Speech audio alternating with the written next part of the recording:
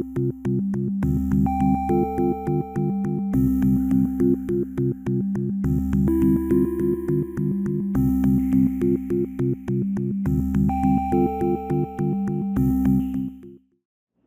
evening, everyone. Welcome to the Town of Arlington Redevelopment Board meeting. Tonight is November 17th, 2025.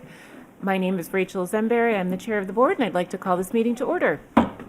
Would the other members of the board please introduce themselves? Steve Revelak. Eugene Benson. Shayna Corman-Houston. Ken Lau. And joining us this evening from the Department of Planning and Community Development, we have the director, Claire Ricker. Thank you. Thank you very much. Let's move to our first agenda item, which is a review of the meeting minutes from October 19th, 2025. Do we have any additions or corrections, starting with Steve? None, Madam Chair. We'll go to Jean. No changes. Shayna? None. Ken?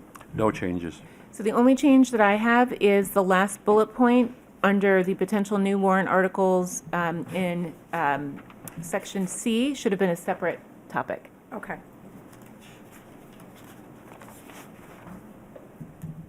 It's just that last bullet point that should have kind of been pulled out as its own number. Under C, there are 3 or 4 bullet points. The last one is it's a separate topic. Should it be its own thing? Yep. Okay. Great. Is there a motion to approve the meeting minutes as amended? So motion. Second. We'll take a vote, starting with Steve. Yes. Jean. Yes. Shayna. Yes. Ken. Yes. And I'm a yes as well. The meeting minutes have been approved. Let's move now to the continued public hearing for docket number 3862 for 126 Broadway. Do we have the applicant with us this evening? Yes. Great, thank you. So we'll have whomever is going to be speaking on behalf of the applicant join us at the table over here. So this evening, what we will do is we will turn it over to the Department of Planning and Community Development for a brief introduction. I'll turn it over to you as the applicant for up to 5 minutes or so to update us on what has been updated since you were last with us here in October. We'll turn it back over to the board for any initial feedback or discussions. We'll have a short period for open public comment, and then we'll come back to the board to discuss any additional items and whether or not we can vote this evening. Great. Okay, great, thank you. So I'll turn it over to Director Ricker. Great, thank you. This is 126 Broadway. The applicant proposes to demolish an existing 2-family dwelling and a detached garage and construct a 5-story mixed-use building with approximately 1,400 square foot commercial unit and residential parking on the ground floor and 14 residential units above on the property located at 126 Broadway in the residential 2-family district and the Mass Ave Broadway multifamily overlay district. This proposal provides 3 affordable housing units, 5 residential parking spaces, including 1 space with room for 5-foot ADA access, and 22 long-term bicycle parking spaces. Since they were last here, they have provided several updated drawings, and these materials should address the follow-up items requested by the ARB at the meeting on October 20th. Great, thank you very much. So I'll now turn it over to the applicant. If you could please, just for the record, introduce yourselves, and then again, if you wanted to take up to 5 minutes or so to update the board on any of the revisions, we'd be happy to have you share that with us. Thank you, Madam Chair. Tim Johnson, the project architect. And Michael Cabral, legal counsel for the applicant. Great, thank you. Yes, Madam Chair, per our November 20th board comments, the following changes have been made. Next slide, please. On the site plan, our landscape architect has confirmed with the tree warden that the new tree on Broadway will be a Crataegus cresgrali val intrum tree, which doesn't exceed 30 feet. I can submit this Latin to you, Madam Chair. Sure, thank you. Along Everett Street, pardon me, the tree Nisa sylvatica wildfire will be the new tree that the tree warden requested along Everett Street. The transformer, as you can see, is on Everett Street. We're just proposing landscaping as a buffer to the sidewalk. We feel a fence would just draw attention to it, and there is no hazard to a passerby with the transformer as is. Next slide, please. Next slide, please. Next slide, please. Our landscape plan. Next slide, please. Next slide, please. So, the building aesthetics have been changed to reflect the neighborhood in several ways, including a prominent cornice, corner board and water tables, divided lights in the windows, 2-to-1 ratio proportion, lap siding, open railings, and historical colors. The entrance to the commercial space, the front door, we've included glass skylights to open up the visibility through the front entrance of the commercial space along Broadway. We'll see these in the elevations. And we also provided the area over the front door or the main entrance to the commercial space for the sign of the future business in that space. Next slide, please. Next slide, please. Next slide. All the way to the roof plan. Working with our solar consultant, we submitted a revised solar assessment to the board, and he is proposing 37 solar panels, and that is what you see here on the revised roof plan. Next slide, please, to the elevations. Please. Street elevation along Broadway, as you can see, the main entrance to the commercial space at ground level. We've increased the glazing. We've provided area over the front door for the signage. Next slide, please. The open garage, which is on the left side of the ground floor, previously we had glass block. We've replaced that with louvered openings to allude to shutters. And that would be the last change on the elevations, except, of course, for the aesthetics, which I described earlier. And that would be the changes per your October 20th comments, Madam Chair. Great, thank you very much. I appreciate the summary for us and for the resubmitted documents.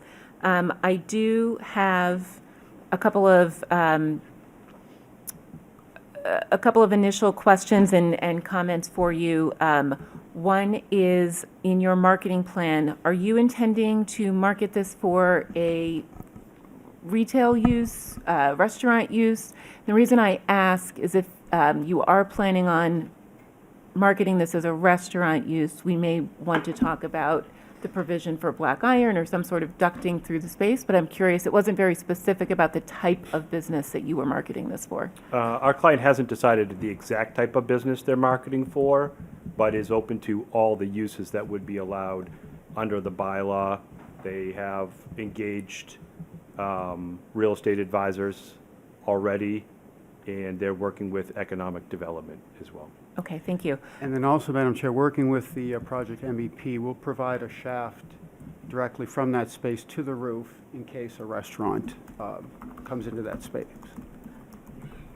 Okay. Great. For the head house and the equipment on the roof, I was having just a hard time telling, is that dark screening that you're proposing? What is it that we're looking at? What materials are we looking at there? That would just be a fiber cement panel, Madam Chair, around the head houses, elevator and residential head houses, and screening around the MEP units, painted black. Okay. I personally would prefer to see that match the facade language of the upper 4 stories of the building as opposed to the dark, heavy screening that we're currently seeing. I'll leave it to my other colleagues to discuss as well. And I think that the industrial aluminum venting that we have there at the openings to the parking are a challenge for me as well. I think that some sort of a screening would potentially be more appropriate. I think my biggest challenge, so at our meeting at our last meeting, I did not weigh in when my other 4 colleagues did on the question as to the number of affordable units that are required per the multifamily overlay bonus provision in the bylaw. And I reviewed this again between our prior meeting and this meeting, and I really do believe that you need in order to meet the requirements of the bylaw, you need to provide 4 units, affordable units, in order to be compliant with the bonus provision of the bylaw, given that the requirement is to exceed the threshold in section 8.2.3, and the additional threshold that is at least 22.5% of the units. You do not meet the provision of exceeding that requirement or of being at least 22.5% with rounding down to 3. Obviously, you do not need all 5 of our votes to move forward. I'm interested in my other colleagues, continuing that discussion, which we will do later in our deliberations, but I did want to provide my read for you tonight. And I have a few other things, including more aesthetic in terms of the need to return the cornice into your recesses. We can get into more of the facade detailing later, but those are my initial questions and comments. Ken, I'll turn it over to you. Oh, thank you. Let me pick up where Rachel left off with the facades. Your material number 3, which is patios that are recessed in, it's like that light tan color. You show no fenestration whatsoever there, although there's just one solid color. It calls off as a cement panel, but is there going to be some sort of pattern to that, or grid to that, or is it going to be all hidden and concealed? No, we would do a pattern. These would probably be 2 to 4 inch high horizontal lines going up with exposed fasteners, which would be a fiber cement panel, and then we would paint it with a historical color. So it'd be like lap siding then? Pardon me, sir? It'd be like lap siding sort of, or? No, it wouldn't have the 3-dimensional quality of lap siding. It would be a flat surface with exposed joints and exposed fasteners, painted. Are the joints expressed through some sort of reveal, or how's that? Yes, we'd use the Tamlin product, which is the extruded aluminum edging and finish material for the edges and joints of the panels. And they would be painted. They would be painted out, so they're. They'd be painted out same as there's no shadow lines, no colors, just one monolithic color on those walls. That's the plan. Yes, sir. Okay, a little challenged on that. I would like to see if you can add a little more detail to that, besides just a yellow wall there. Okay, I do have the same concerns that Rachel has with the cornice. It looked like you just sliced it with like a bread cutter on the corners. You don't turn the corners into those reveals, into the recesses. No, I didn't turn the corners into the reveal, sir. I was hoping you could do something a little about that. And at our last meeting, I asked, or requested, would you look into deleting the parapet, okay, so that the building would be a little shorter.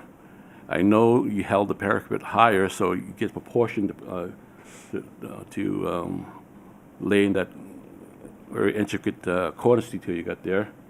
But I would say that let's look into maybe if we can delete the parapet and maybe reduce the size of the freeze band so it doesn't seem as big, and reduce the cornice a little bit so it's not as overpowering. One of our concerns is we're trying to make this building as least broad and standing out as much as possible. I'm just trying to need some help in achieving that, okay? It is a 5-story building, and It on the is. first presentation, you asked that the commercial space floor to ceiling be increased by several feet. So we did do that, but we also reduced the floor to ceiling on all the upper 4 floors by 1 foot. So we in effect lowered the building from 50 feet, which was the initial submission, to 48 feet. Now the cornice sits up 2 feet above the roof plate, which is at the 50 feet, which was the original height of the floor plate. I appreciate what you've done. I'm just asking for more. I'm sorry.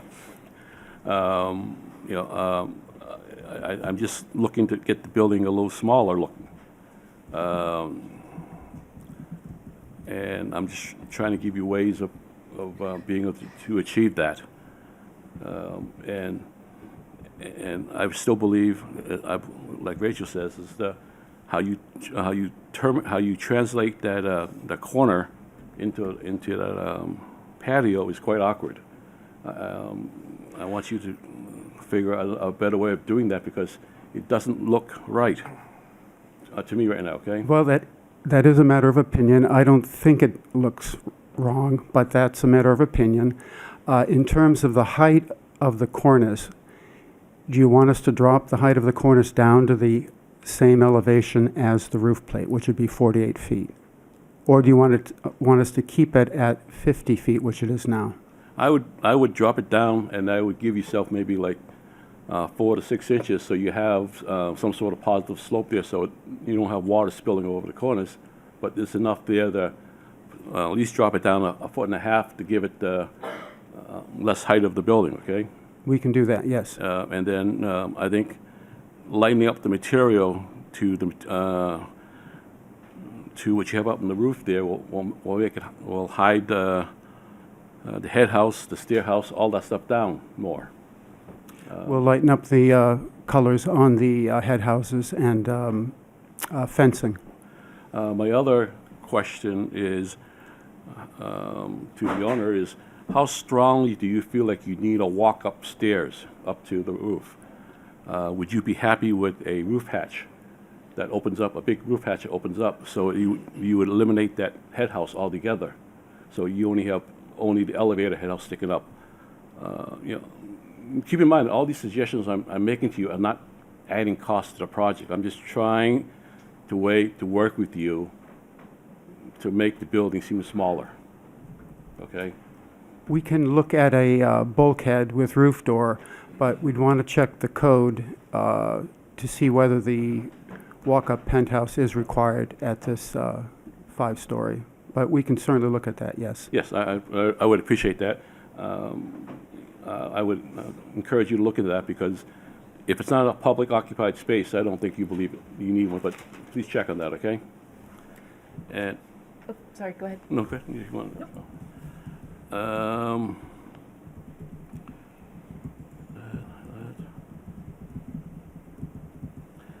As far as the louvers into the garage, I think just having full windows there would be fine. It might look better just by putting aluminum frames there that mimic the window openings there, no glass, and just leave it fake like that, and it'll be enough for an opening, and it'll be enough of an image to mask it along there. But it looks very commercial when you have louvers there. Looks like some sort of exhaust louver there, right onto the residential street. Those are my suggestions for now. We'll talk about the affordable unit when we come back to our discussion amongst ourselves. Great, thank you, Ken. Shayna? Thank you. So I had just a few things in addition to what my colleagues have raised. I have some concerns about the commercial storefront on Broadway. I appreciate the change of the door of the entryway and the move and the signage. The windows are still a concern of mine. They really do look residential, and in the interest of elevating the space, of making this look like commercial space, I was hoping to see plate glass windows, or at the very least having the mullions removed so that it has a more commercial feel there, just along the Broadway frontage.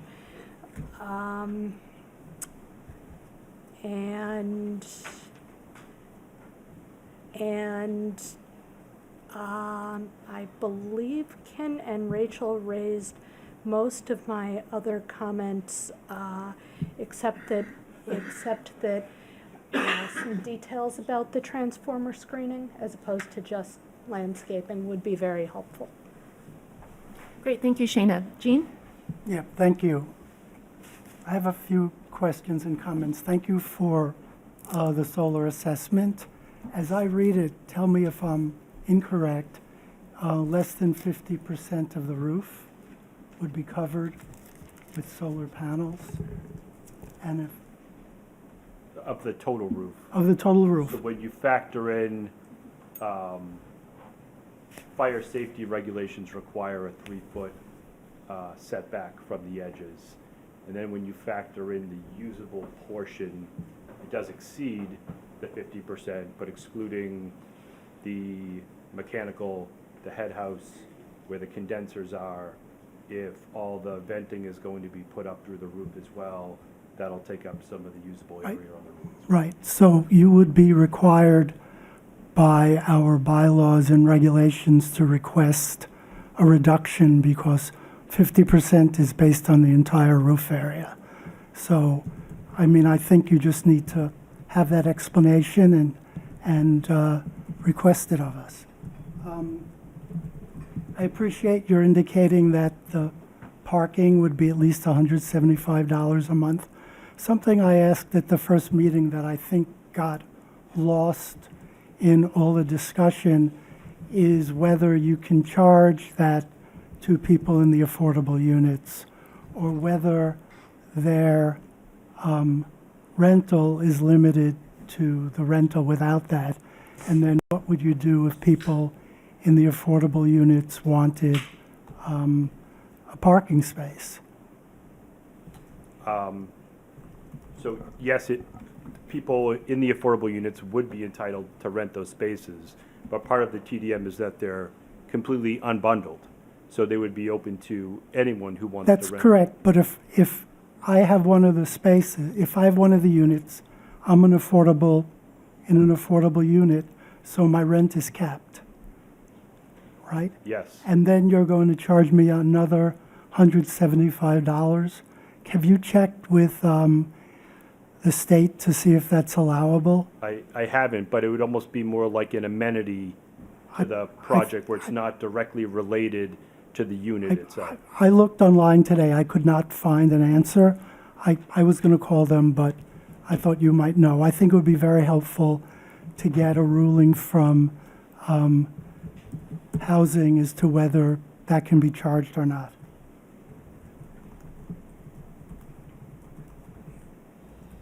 it was mentioned in the memo from the staff that the two-bedroom unit that would be affordable needs to be at least 900 square feet, and the affordable unit you have is 861 square feet. So I checked, and it is 900 for a two-bedroom unit. So I think you'll need to do either you'll need to talk to Housing and Livable Communities, or you'll have to do some rearranging of walls to get up to 900 square feet. I agree with my colleagues about the colors of the head houses, and they would look better if they match the colors on the top two floors. I'm okay with the cornice. I disagree with my colleague about the cornice. We're Which also part, Jean, about the return or about the height? the height of the cornice. Okay, thank you I'm fine for with clarifying. that part of the cornice. So that's something we'll discuss. We'll talk about that. I'll highlight that. Afterward. Also, you may remember that last time I said that you didn't meet the 60% of the ground floor requirement to be at the front, at the sidewalk. 3 of my colleagues disagreed, but we didn't take a vote on that. And one of the things I think we will discuss tonight is whether they will change their minds about that. And that's what I've got. Great, thank you, Jean. Steve? So I think my colleagues on the board have covered most of the questions I had. I was glad to see that you've been talking with our economic development coordinator and that you've gotten some interest. Earlier you mentioned retail as one possibility. Could you elaborate on what kind of businesses have expressed interest in the space? Possible cafe as well. Okay, thank you. Yeah, and I'll just say that I appreciate the proposed change in colors. I think the light gray and blue work pretty well. Thank you, Madam Chair. Thank you very much. Any other questions or comments from the board? Just to weigh in on the parking Yes. for affordable units, it is probably, it's going to be vague, I think. It's probably discretionary. Tax credit units can charge for parking. State public housing cannot charge for parking. I'm not aware of anything statewide for inclusionary units because they're generally not governed at the state level. So that's going to be a tricky one to define. Great. Thank you. Thank you, Shayna. All right, so at this point, I am going to open up this hearing for public comment. We do have another hearing that is scheduled to start at 8:20, so we will open public comment until 8:10 p.m. And at that time, we will close public comment and turn discussion back over to the board so that we can ensure that we are able to move to our second public hearing this evening. So anyone who would be interested in speaking this evening on 126 Broadway, if you could please raise your hand, I will call on you as I see them. Yes. And for those of you who do come up to speak during open public comment, note that you will have up to 2 minutes to address the board. Please introduce yourself by your first, last name, and address. And I will collect any questions that you might have for the applicant. We will not direct any questions directly to the applicant. Thank you. Thank you, Madam Chair. Adam Lane, 77 Grafton Street. Credit where credit is due. Thanks to the applicant for implementing some of the changes suggested by the board. The colors are vastly improved, although I actually wonder if they are now not working so well with the ground story stone treatment. It looks like there's a little too much contrast there. Also, it sounds as if the treatment of the recesses is going to be very contemporary, and that's the facade, the cladding, and that sounds like it will be at odds with the more historical skinning that will fit in with the neighborhood style. I don't think I don't think the cornice needs to actually come into the recesses. I think it will create a crowded feeling at the top up there. I also appreciate the changes made to the retail facade, the elimination of the arches. It's working much better. But I want to go to Commissioner Lau's point about lightening the building. And I think he gets really what is, for me, the crux of the issue, which is it is still, it's too much building for the site. And I think I commend the commissioners for wanting to hold the applicant to the four affordable units to earn the extra story. I think if they cannot meet that threshold, the building's height should be reduced. Thank you very much. Thank you. Others looking to speak this evening? Yes.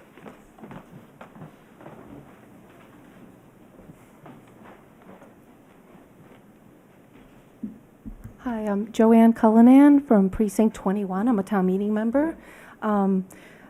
I wrote the letter that's included with correspondence received for tonight's meeting, and which has 141 signatures and counting at this time.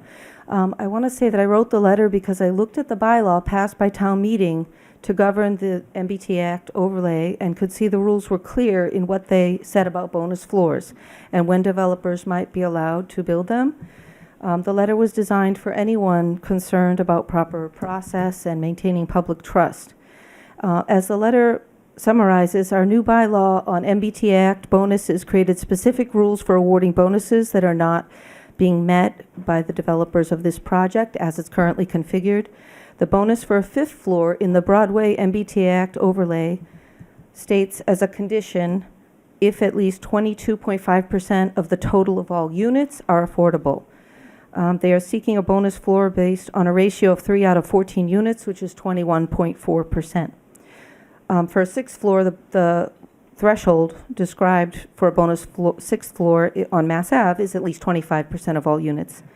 The original goal of the MBTA Act was to spur housing development near transit and called for no more than 10% of all units to be in such projects to be affordable. Arlington petitioned the state to let us apply our existing inclusionary zoning rules to up that base component to 15%. The section of our law that governs non-MBTA Act projects of 6 or more units applies to similar projects of 6 or more units in the MBTA overlay that do not seek bonuses. Bonuses are different and were addressed separately in our bylaw with their own distinct language. This is because bonuses are concessions that go above and beyond the many concessions developers receive already by using the base MBTA Act zoning, larger buildings, 4 floors, more units, less open space. A bonus is an extra for which a developer must qualify to get more exemptions from our usual zoning. Thank you. You're at time. I just want to say, because 141 people did sign. No, we've received those letters, and you're at Okay. time, so All I right. appreciate your Please comments read the this letter. evening. A lot of Thank people signed you. it. Thank you. Thank you. Anyone else wishing to speak this evening? Yes.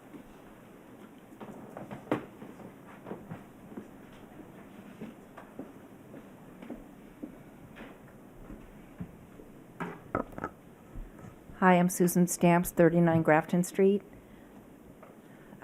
Generally, I'm in favor of this project. A couple of issues that came up at the last meeting I think are still problems, and one is the one that we've been talking about, that the 3 affordable units does not meet the at least 22.5% of the units threshold in the MBTA law. At the last meeting I attended, I think it was in October, the discussion, Mr. Revelak said, well, we should use the formula that is in 8.2 of the zoning bylaw for the regular inclusionary zoning, requiring 15% of the units be affordable. And it has a formula there where if it's over 0.5, then you round it up. If it's less than 0.5, you round it down. But they're two very different, the big differences between that inclusionary bylaw and this one. One is that says there should be 15% of the units affordable. This one says there should be at least 22.5%. I think the at least is important, and also there is no formula in the MBTA law, so there's no, to compare those two bylaws, I think I think they're completely different, and that's inappropriate. And then also, I just wanted to ask the board to consider again what Mr. Benson said at the last meeting about the ground floor parking space should be considered as part of the ground floor, so that the commercial space which is being proposed is not 60%, does not reach the 60% threshold, and therefore it doesn't get a bonus of 0% setback. Thank you. Thank you. Others wishing to speak this evening? In the back?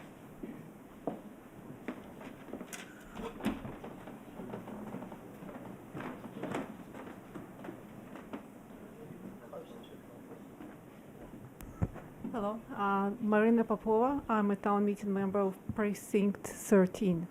My biggest concern is the zero setback, that bonus, because I also, as I wrote in the letter, we all understand what the ground floor is. It is what is under the second floor, right? So that is what we should count, because if you go to the extreme and let's assume that the whole ground floor is given to the parking, are we then going to say that, hey, the ground floor is just the 0 feet and thus, you are eligible for the bonus with the zero commercial space at all? So I think that the intent of the bylaw to require 60% is to really require 60% of the commercial space to be a vibrant, inviting commercial space that people could actually want to go and use. And thus we should maximize that, because we really need commercial space in Arlington. So please reconsider giving any bonuses for something that is not actually deserved. I truly believe that, if you do give the bonus, give it where it, of course, is earned. But in this case, it definitely is not earned. Thank you. Thank you. Other speakers? All the way in the back with the hat, please.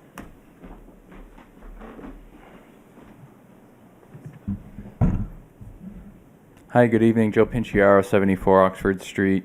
I want to echo some of the comments made here today, and just maybe wrap some of this in a little bit more context than the bylaws. I saw in the meeting minutes that you approved, it said that you're looking for funding to address the fact that Arlington has one of the most complex zoning bylaws in the inner core towns. So this includes Boston, Cambridge, Newton, Brookline, Somerville, among other towns and cities.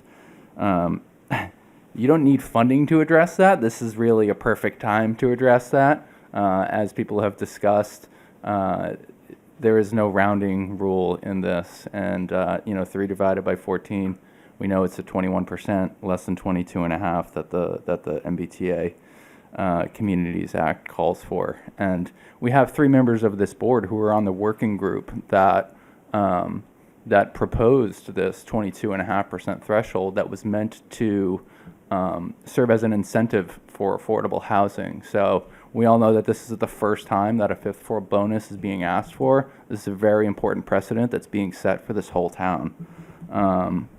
And lastly, on a bigger note, I think our failure, if this happens, to not do that simple math. We're in very complex times now, and people are losing trust in institutions. And I think there are vacancies on town meeting.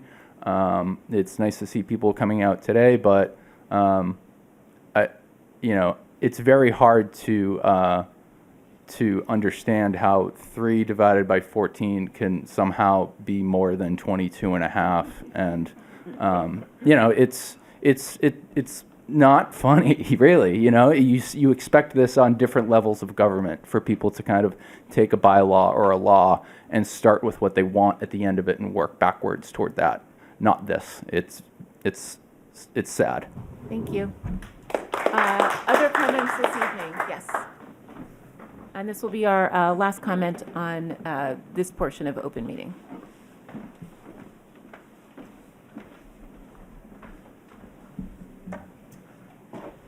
Hi there. Thank you for the opportunity to speak. Gary Goldsmith, 91 Beverly Road. I wanted to speak to the commercial space for 3 reasons. One, commercial space is desperately needed and in very short supply in Arlington, and anything that doesn't take the most opportunity to provide it, I think, is a mistake. Secondly, in general, mixed use has gotten a bad reputation, not necessarily a bad idea, but within the town, it appears as though the commercial spaces that replace previous commercial spaces are smaller, less visible, less usable. And I think having a smaller space than is actually deserved would carry that concern forward. And finally, I don't see how basing the amount of commercial space required on the ground floor underneath the building minus some parking spaces makes sense, because you could put in 6 parking spaces and then you'd have a commercial space the size of the table.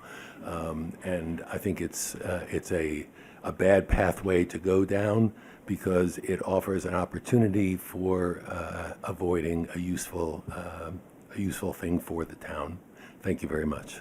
Thank you.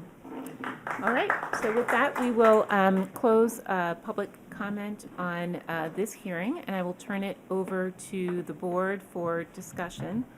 The items that I'd like to focus on first are the number of affordable units required for the bonus provision.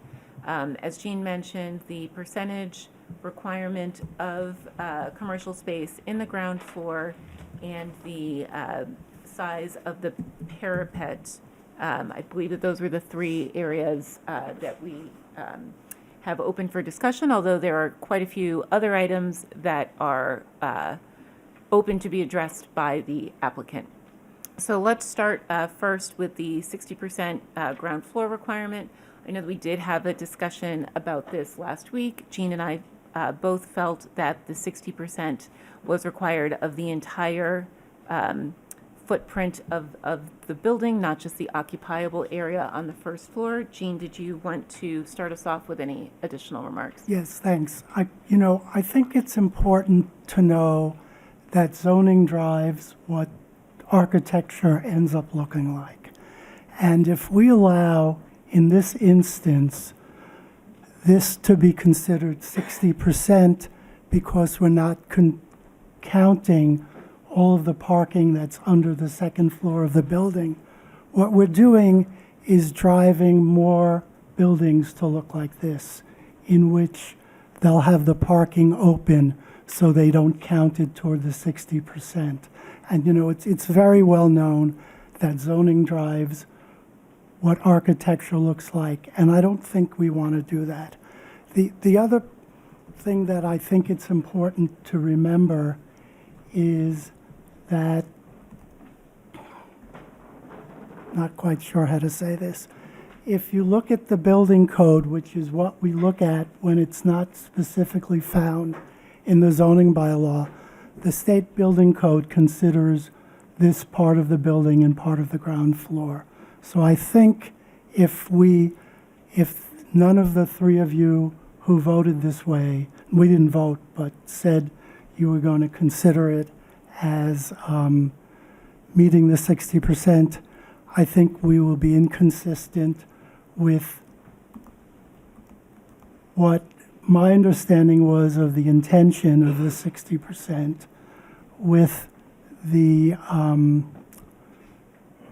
building code, and it would incentivize other buildings to look like this. I will point something else out, if I may, because it's been missed in the whole discussion about whether it should be 3 or 4 affordable units, although I'll get to that. If it's considered that at least 60% is covered by commercial space, with which I disagree, then under the zoning bylaw, they can have a 5-story building, and they can have no setback, because it's very specific in the zoning bylaw for the overlay district. So if none of my three colleagues changes their mind, it doesn't really matter whether they have 3 or 4 affordable units. They're still entitled to 5 floors and no setback. Thank you, Jean. Steve? Yeah, regarding the 60%, I think historically, and with mixed use, we've grappled with the size of ground floor commercial units. And when we were working on this bonus provision, I think one of the objectives was to try to take a constraint and test it out outside of the business districts to see, well, it's something that the board had talked about in the past, but never did. But, working on my recollection of working on the bonus provisions is, we'll try it out. Similarly to the way that we've tried out, some provisions for some types of parking lot regulations in the industrial districts. So to me, I still think that parking should not be counted. And for me, the main deciding factor is that our bylaw explicitly excludes parking from gross floor area. And it seems just weird to try to say, well, in this case, you got to treat it like it was GFA. If parking were part of GFA, then I would completely agree with Mr. Benson and the chair. But since we do not include parking in GFA, I think it means 60% of the gross area. Thank you. Thank you. Shana? Thank you. I think Steve articulated my position well. I appreciate that, Steve. I do think that that if we're truly stuck on this, Michael Cunningham might be appropriate to weigh in, but my position has not changed. Thank you. Ken? My position has not changed at all, too. Based on what Steve said, I concur what he said. Parking is not counted as GFA. Also, under the zoning bylaws, under definitions, a building is considered a combination of any materials, whether portable, fixed, having a roof enclosed within exterior walls or firewalls built to form a structure of persons, animals, and property. That says to me that it has to be enclosed. And an open parking garage does not seem to be as enclosed. So it's another point. But I think Steve's point is more correct. Thank you. Jean, did you want to add anything else? I just say the definition of gross floor area doesn't exclude parking. It's the part in 5321 that does. It's the bylaw we're talking about doesn't mention gross floor area. It mentions ground floor. It's different. It's not the same. If it wanted to be gross floor area, it would have been written with gross floor area.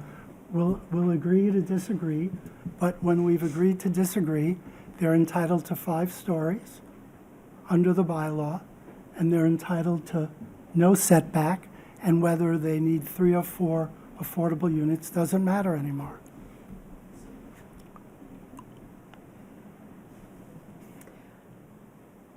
Agreed. Jean?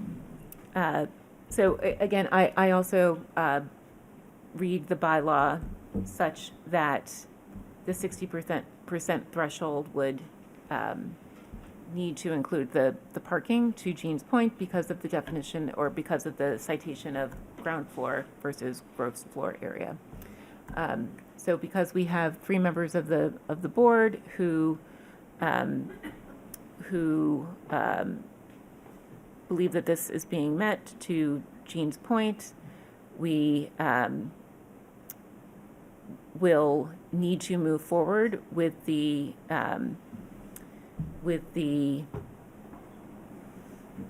provision, with the assumption that the the remaining board members would approve the bonus of the 0 setback and the additional floor.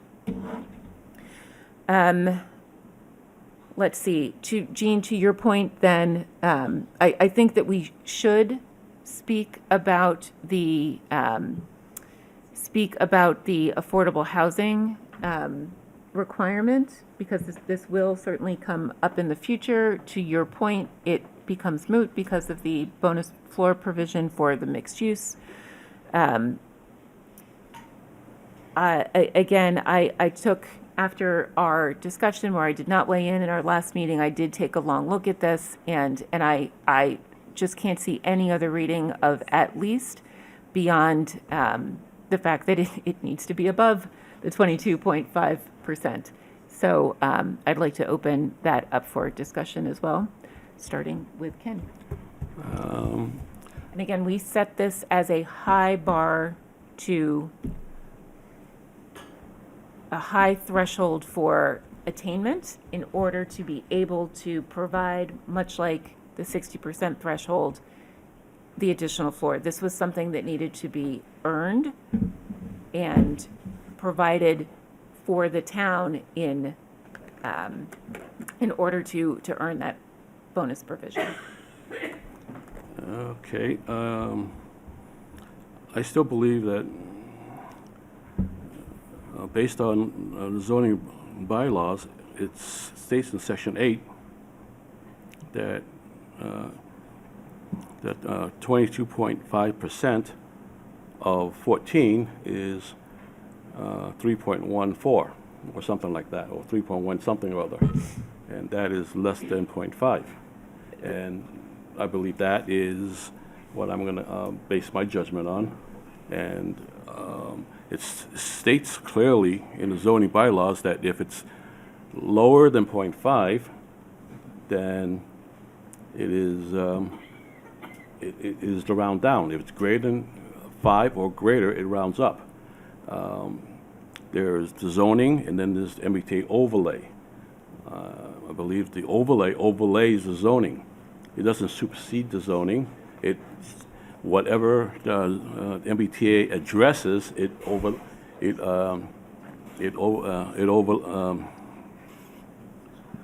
overrides the zoning. But what it doesn't address, the zoning still stands.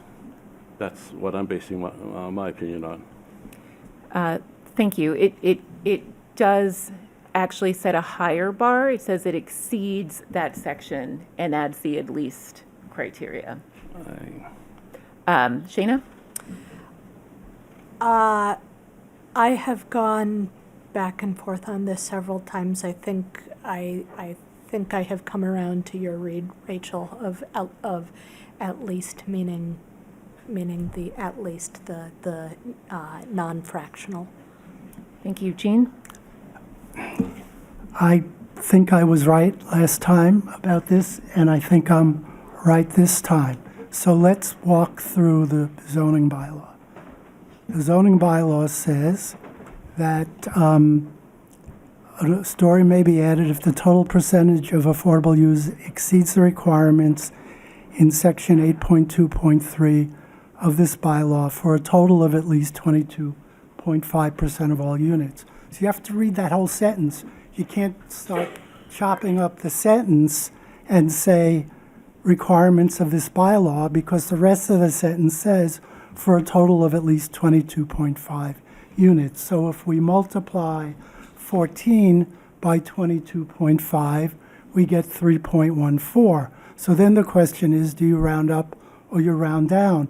We've gotten lots of letters that says you can't rely on 8.2, and some people said that here, but I think all of those people haven't read the entire bylaw, because the very next section of the bylaw, after the section we just said, says, Section 8.2 of this bylaw, affordable housing requirements shall apply to any development under Section 5.8 of this bylaw containing 6 or more dwelling units.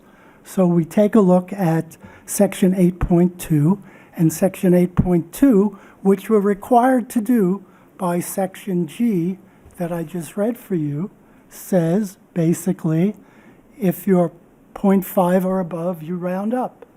They're not 0.5 or above. So therefore, following the zoning bylaw, we round down. Now, I think you would have a much better argument if G did not exist.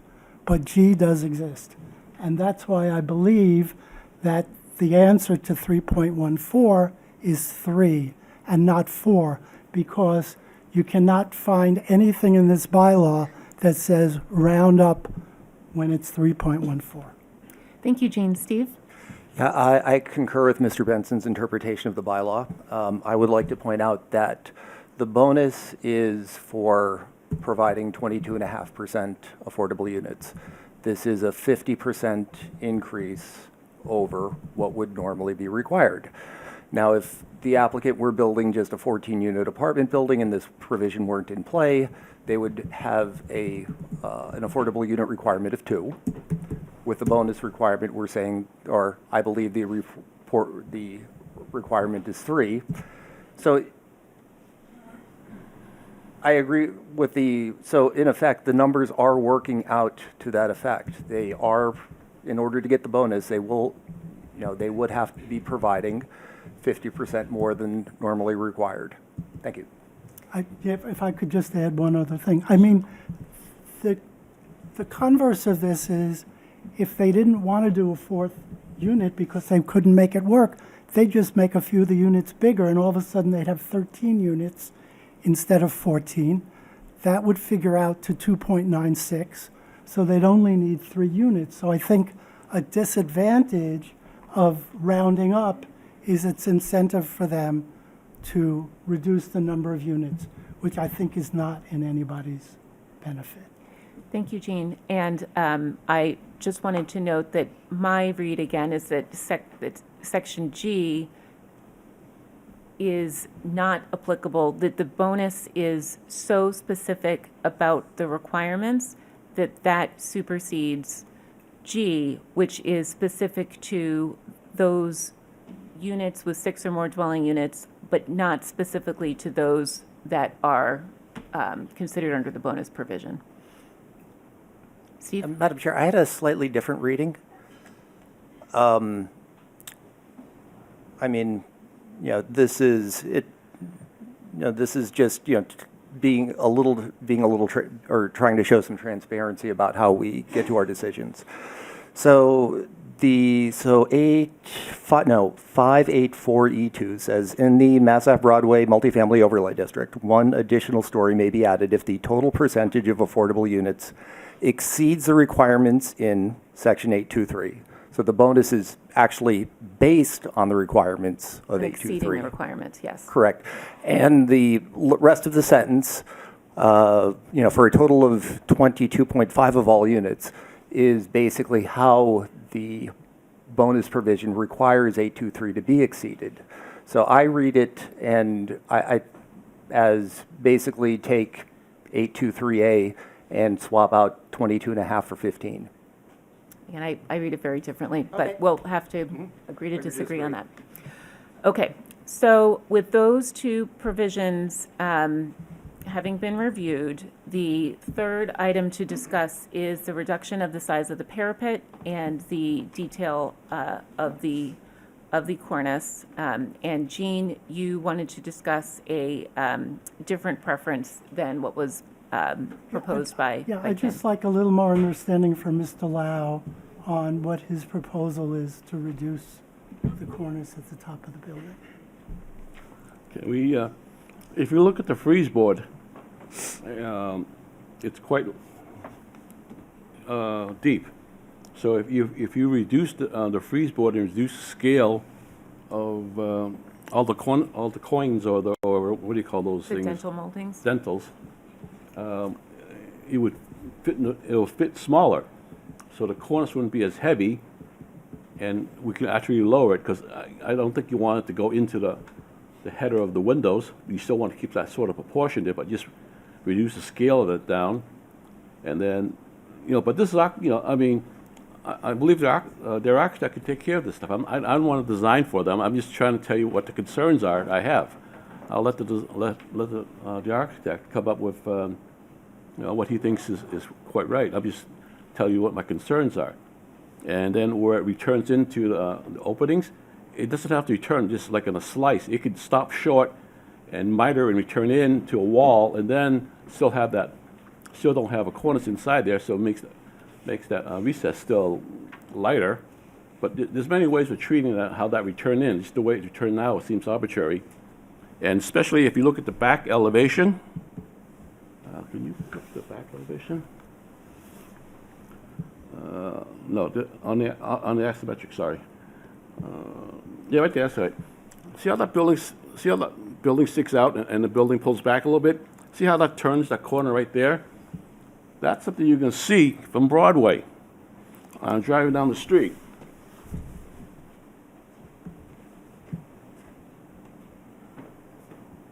Right here. Okay, as you're going down the street, that's just a plain slice, right, before it goes into that. So how this turns that corner is, you gotta look at solar three-dimensionally as you're going down the street.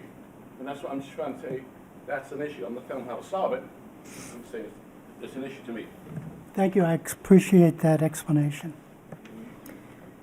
Thank you. I too don't have a concern with the heaviness of the cornice. If it's decreased slightly, that would be fine with me per Kim's request, but I do think for a building of this scale, it does need a heft and a weight to it, which, again, I think it's starting to provide. I think it absolutely does, whether it's fully returned into that recess, it either needs to fully envelop that recess or at a minimum turn the corner, per Kim's suggestion. Any other thoughts on the height of the cornice, Steve? No. Shayna? No. Ken also brought up the very modern treatment with the exposed fasteners of the yellow paneling that is in the recesses. I do believe that does need to be addressed. It certainly is not in concert with the other traditional building materials in the rest of this development, and I agreed as well with the individual during public comment who commented I had neglected to bring that up before on the dark. I think we need to see a material board the next time you come in front of us, because this is a very heavy, dark brick, and with the coloration that was selected for the siding above, it feels incongruous at this point. So I think we need to see a material board and perhaps consider a lighter brick on the ground floor as well. Any other thoughts before I run through a list of items that we've asked to be reviewed? Steve? Rather than, I mean, I like these, so the collaborative cement fiberboard, I assume. Yeah, I mean, I wouldn't mind seeing that in the recessed balconies. I think that would look good and kind of fit more with the overall siding. I do agree that the bottom is a little dark, and I also agree with Ms. Corbin-Houston suggested about removing the muntins from the windows in the side, or on the front facade, so it's more of a plate glass. Agreed. A storefront framing for the windows in the commercial space. Yes. If I could ask you to please step over to the microphone so we can pick you up on the recording. Thank you. At the last meeting, Madam Chair, we did bring samples of the brick that we assumed you approved. No, we need to see all of the materials together in order to approve them. We did bring all the other materials. Mr. Lau looked at them here at the table. The window we brought, the lap siding, the trim, the brick. It could be that it looks dark because the grout in the 3D model is making the brick darker, but... We would like them to be brought at the next meeting, please. Thank you, Madam Chair. Thank you. Okay, so the items that I have on our list for the applicant to review when they come to see us again is to request a reduction, given that the 50% solar requirement has not been met. I believe, Jean, did you feel that Shayna had addressed your question regarding the parking for the affordable units, or did you still want the applicant to reach out to request a ruling? I'm going to reach out to, You will reach out? Yeah. Okay. although you're welcome to do it too, of course. Okay, If you find an answer, would you mind conveying in the meantime? Thank you. Appreciate it. great, thank you. Please review the requirements for the affordable two-bedroom unit and whether it needs to exceed the threshold of 900 square feet, and you can certainly work with the Department of Planning and Community Development to review that. Review the coloration of the brick and provide a sample board. Return the cornice into the recess and ensure that it has a point of return. You indicated that there would be a shaft provided from the commercial space to the roof. Since you were looking at a cafe, we'd just like to make sure that we see that. Provide more detail on the screening for the transformer on Everett Street. Change the dark head house screening from to align with the paint colors for the siding on the building. Consider removing the head house stair to decrease the overall bulk and massing of the building after reviewing that against the code. Review the size of the parapet. There is an willingness to entertain some reduction, but not a significant reduction at the cornice. Look at a new treatment for the openings into the open parking instead of the industrial aluminum vent, which is currently proposed. Replace the residential windows at the commercial space with a commercial storefront, and replace the cement panel finish that is proposed for the recesses with a more appropriate finish. Were there any other items? We haven't discussed this, and we can do it next time, about whether we would agree to reduce the parking to 5 spaces or not. To make that finding? We should have that discussion now so that we can provide, is there any concern with the parking reduction now that we have a transportation demand management plan in hand? And Steve, we'll start with you. My one comment is, I mean, you're required to choose 3. You've chosen 4, although I don't believe the providing excess of providing bike storage counts in this case, because you would normally be required to provide 21 spaces. You're providing 22. I don't think that's one space extra, one bicycle parking space extra would be sufficient to get that. But I think the other 3, I'm satisfied with the other 3. Thank you. Jean? Yeah, I had the same thought about the covered bicycle parking. It doesn't count because it's required. I think the other 3 are fine. That doesn't mean we have to give them the 5 spaces. And I'm concerned about that. This has 6 2-bedroom units and 8 1-bedroom unit. And my experience is that when it's 2-bedroom units, it's usually a couple or somebody with a child or 2 roommates, and they're much more likely to want a car than somebody in a 1-bedroom unit. And they have 6-bedroom units, and I'm not sure 5 is the right number for parking. 6 may be the right number for parking. Sheena? I do think it is a aggressive reduction.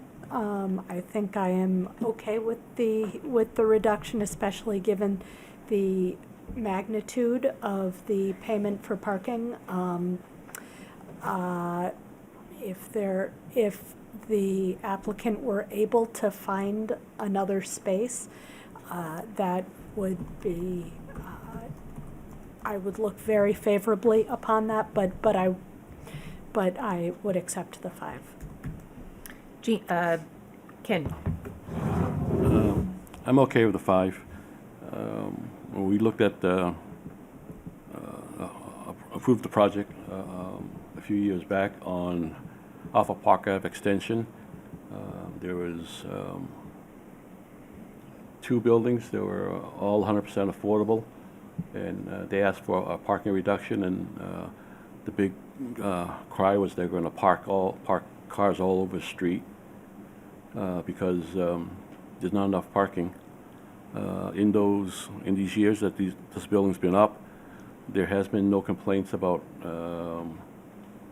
the affordable units parking in the streets. There's no issues with that, and I've driven by the parking lot several times just because of my own concerns about that, and I find the parking lot not full. So the housing authority stated at that time saying that that their housing units don't usually fill up with parking, and I do agree with Shannon. 5 is aggressive, but I think it's doable, and I think as we gravitate to less and less cars and use more mass transit and the bicycles, I think it's appropriate. Thank you. Jean, did you have anything else to add on that topic? No. Okay. Do you have any questions on the requests? One clarification on the windows for the garage. Yes. There was, I think, a request or a suggestion that maybe they be open windows. Is that something that the board would favor, that to be open at the garage level? I guess we're trying to get as much specificity as possible so that you can finalize everything for the next meeting. I'd prefer that it was a screen. I mean, given that you're storing trash and recycling right inside those doors, I'd prefer some sort of a screening. It can be, something that's has some degree of openness, but I think that the industrial louver is not appropriate, which I think other members of the board identified. Other thoughts on what you'd prefer to see in those openings? I think a screen's appropriate. I'm okay with just the opening. Something like wrought iron, maybe a little bit on the decorative side. But a screen is what a you're... screen, yeah. Yeah. Something with a lot of airspace. Yeah. Airspace is fine. Again, I think we just don't... something that will screen, again, you have all of the trash right inside of that opening. All right. So if you don't have any other questions about next steps? Okay. So we need to identify a date to continue the hearing. Claire, do you have? We are moving into, likely moving into January at this point. Okay. January 12th is our first date. Does January 12th work for the applicant team? Okay. Is there a motion from the board to continue the public hearing for docket number 3862, 126 Broadway to January 12th, 2026? So motioned. Second. We'll take a vote, starting with Steve. Yes. Jean. Yes. Shayna. Yes. Ken. Yes. And I'm a yes as well. We will see you back in January. Thank you very much. That closes our second agenda item. We will now move to our third agenda item, which is the public hearing for docket number 3857, 225 Broadway. If I could ask the applicant, please, to move to the front row.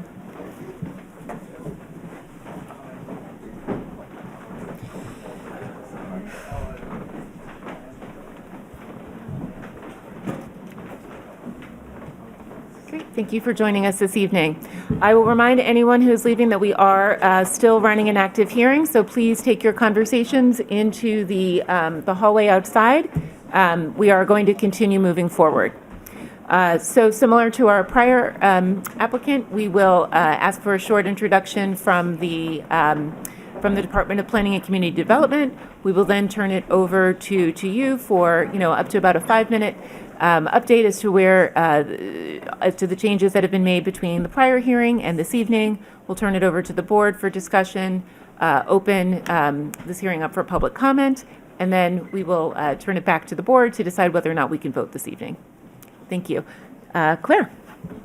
Great, thank you. So this is regarding 225 Broadway. The applicant proposes to demolish an existing two-family dwelling and construct a multifamily dwelling with 4 units on the property. 225 Broadway is in the R2 residential district and the Mass Ave Broadway multifamily housing overlay district. The staff memo, as it relates to this project, shows updated plans and drawings that were submitted, as well as a solar assessment, and then a list of issues and items that were identified by the ARB to be further addressed. Thank you very much. I will now turn it over to the applicant, and I would ask that any of the applicant team members who are speaking, if you could please do so at the microphone that we have set up for you over here. Thank you. And again, if you could start by introducing yourself for the record, we'd appreciate it. Yes, ma'am. Members of the board, my name is Ronald Dardino, and I have a confession to make. Our architect, Will Chalfant, had a medical emergency. His mother suffered I believe it was a heart attack and had to leave. I'm so sorry to hear that. Please do pass on our condolences. Thank you, but they asked me to pinch hit, so please indulge me. We will. Thank you very much. Thank you so much. So KDI is in collaboration with 225 Broadway LLC, and they're pleased to present the refined proposed project located at 225 Broadway. This project aims to add housing stock to the town of Arlington outside of Arlington Center as part of the evolution of Arlington moving forward. The project proposes 4 new dwelling units, each with parking space. The project is zoning compliant, and we ask for the board's vote of approval moving forward in our development process. The property is situated along a stretch of Broadway that contains predominantly 2.5 to 3-story multifamily homes. This particular project aims to blend in with these abutting properties through the use of recognizable materials and a mansard roof, which makes this building feel more like a 3.5-story structure rather than a 4. The project provides a dense landscape buffer along Broadway and shields parked cars by placing them at the rear of the property out of view. That's my introduction. I'd like to get specific into what the comments were. The first comment dealt with the front porch projection in front of the yard setback. It was noted that by the board that the previously designed front porch extended beyond the allowable setback and needed to be revised. If I could direct your attention to sheet A20. Thank you. The front porch has been altered to comply with zoning. 22 square feet are now over the setback, where 25 square feet is allowed, as you can see from the proposed plan. The second comment, and if you don't mind me going from one to the next. That's fine. Thank you. The second comment dealt with long-term bicycle parking must be protected from elements within an approved enclosure or within the building. And previous application showed exterior bike racks at the rear of the parking spaces. Again, if I can direct your attention to sheet A20, which is before you, and there it demonstrates that a bike enclosure has been added to the rear of the building at grade level off the parking area. These bikes will be protected from the elements and can be accessed via a roll-up door. Each bike has been provided with the required space allocations of 2 feet by 6 feet long. The next comment brought up dealt with snow storage. Snow storage and snow removal had to be identified by the board, and the board requested areas within the plan. Only the driveway parking spaces are open to the elements. These areas will be plowed. Snow storage areas have been identified in the rear parking spaces, as well as the open spaces adjacent to the far right parking space and the landscaped area on the left side. And I direct your attention again to the plan that's before you, which demonstrates that there are 3 specific areas of, for snow, and the total square footage for snow storage is 220 feet. It's been verified by the landscape architect. These plants are hardy enough to handle having snow dumped on them, and snow services in general would be handled by a private third party hired by management and the condominium association. The next comment dealt with handicap accessibility to ground floor unit. While the ADA lift shown previous provides access to Unit 1 ground floor, it was requested that basement is also accessible. I would like to direct your attention to sheet A100. Thank you, which demonstrates the lift, which is in place, and it has access from the lobby to both floors, the lower one and the upper one. And this is done by reconfiguring the lower level to accommodate the lift. These lifts can make upwards of 3 stops, and this lift will provide just that. The next comment brought up dealt with ADA parking. The board stated that one of the parking spaces needs to be adaptable to become an HP space if a tenant requires it. Some reconfiguration of the rear structural columns has afforded use of a 5-foot strip of space adjacent to one of the parking spaces. MAAB requires a minimum of 5 foot adjacent to space for it to be deemed accessible. This can be done with the space identified on sheet A20, again, which is in front of us. Yes, and we can see that as well. The next point dealt with the 4th floor articulation and the appearance. The board wished to see the 4th floor treated differently than the first iteration presented. The previous version contained dark fiber cement panels. The updated version introduces a more ornate 4th floor cornice and mansard-style roof. This sets the 4th floor back approximately 18 inches around the entirety of the building and maintains glazing using dormers which pierce the mansard roof. This treatment lessens the mass along the street and better defines the top floor as a roof while maintaining habitable space. And if I can direct your attention to sheets 300, 301, 302, and 303, you can see various angles of the mansard roof and exactly how it will be configured. The next point brought up was a formal solar assessment included in the application. Formal engagement of a solar company must be shown for installation on the project rooftop. Ownership engaged Revision Energy to do an assessment of the proposed roof and what could be done from a solar standpoint. The results show that the installation of 33 panels would generate an estimated 16,992 kilowatts annually. This solar array is set back 3 feet from the roof edge and utilizes all available space not presently allocated for mechanical equipment such as condensers. The next point brought up dealt with trash pickup, and the board members raised concerns over the addition of 8 barrels along Broadway. While there is a bus stop directly in front of the property, the addition of 4 more barrels than are previously placed along the street is minor enough that ownership is confident that there will be space for the barrels. Barrels will be grouped, trash versus recycling, to make pickup easier for workers. I'd like to also bring out a note that there is in the back of the building space for barrels. It's all screened in so that at least it's out of view from the neighbors. The last point brought up dealt with parking back up in the aisle. Board members mentioned that the zoning requires 24 feet backup aisle for maneuvering. It's our belief that 24 feet backup aisle would create a sea of asphalt in the rear, taking green space and square footage away from the project. A 20-foot backup aisle is acceptable in Somerville, Cambridge, Boston, Everett, and Medford, and we feel that this is adequate maneuvering space for a private lot in the rear of the property. Any parking maneuvers will not impede local traffic, and this also adds to the aesthetic value of the property by adding additional green space. In conclusion, I'd like to state that the team understands that existing residents of the neighborhood have concerns over height and parking, and we feel that this is an appropriate project for this area, and it will be the catalyst for future developments along the Broadway and Mass Ave corridor. This revised version has shrunk the overall project from a square footage standpoint, and believe that this is a project that will add both curb appeal and housing units to the neighborhood. Thank you. Thank you very much.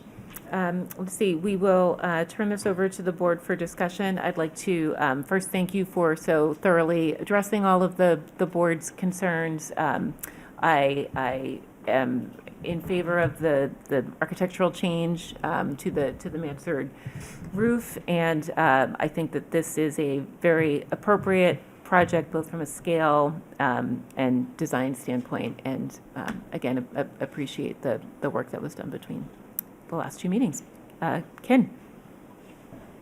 I too echo the same favor. Thank you for all the changes you've done and modifications. I think this is very appropriate. The style of architecture you have selected is good. I just do have one concern, and if you can turn to 301. When you turn that corner and you lose the mansard right in that little balcony there, you got a flat, I don't know, flat wall there, okay? You lost me there. You had the proportions going well and you had everything going nicely, but now you got this back, it doesn't look like a mansard anymore, okay? So I know you guys, well, I know council is very good at design. They can come up with something that will look a little nicer than that, okay? Right now, it looks like it's just been sliced off. I prefer if you guys can integrate some sort of how you turn that corner with the mansard and how maybe the roof line maybe stays as a mansard.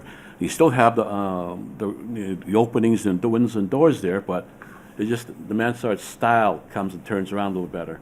You know, everybody's can see that right up there, okay? That's the only concern I had right now, and that's it. Great, thank you. Shayna?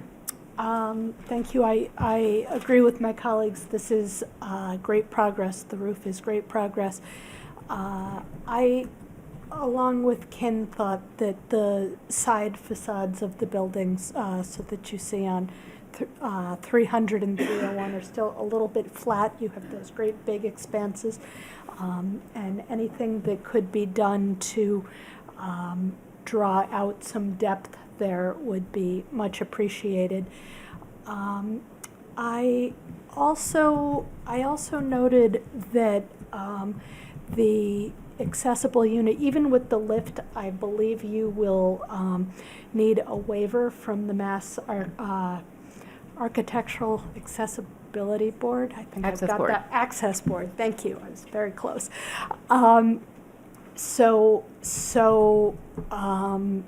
I think that could probably be made a condition of our decision, that you get that.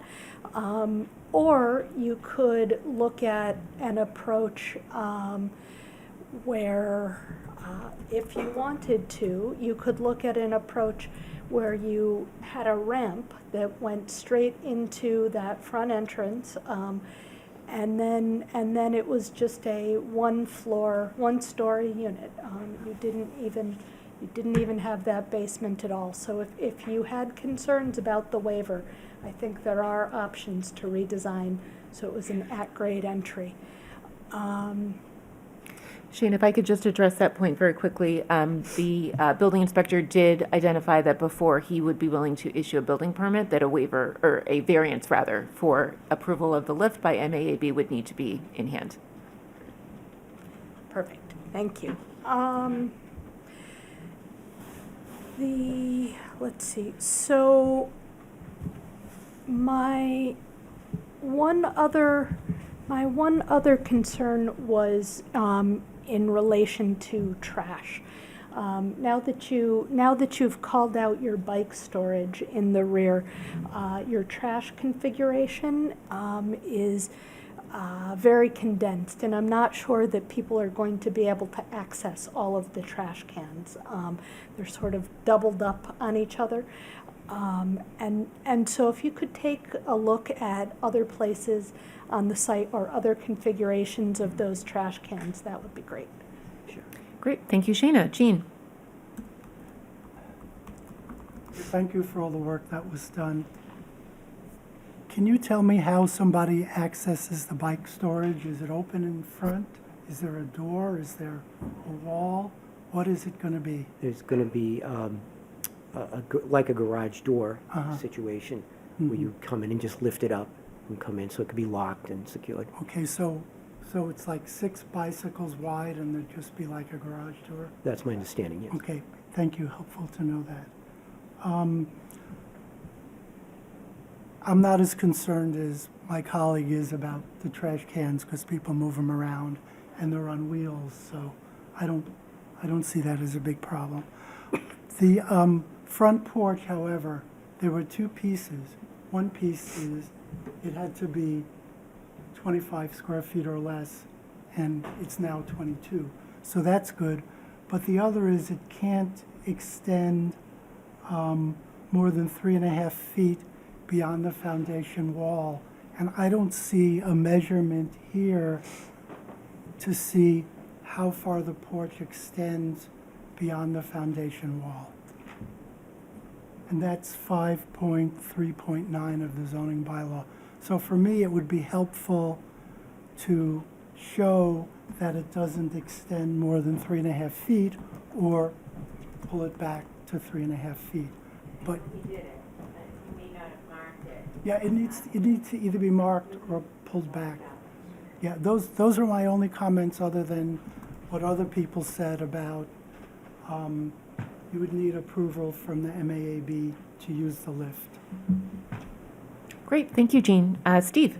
The only thing that hasn't come up already is the drive aisle width. So the 24-foot drive aisle width is in a section of the bylaw 6111C something, but 6111C3. But 6111C is prefaced with the statement, all parking and loading areas containing over 5 spaces, including automotive and drive establishments, et cetera, et cetera.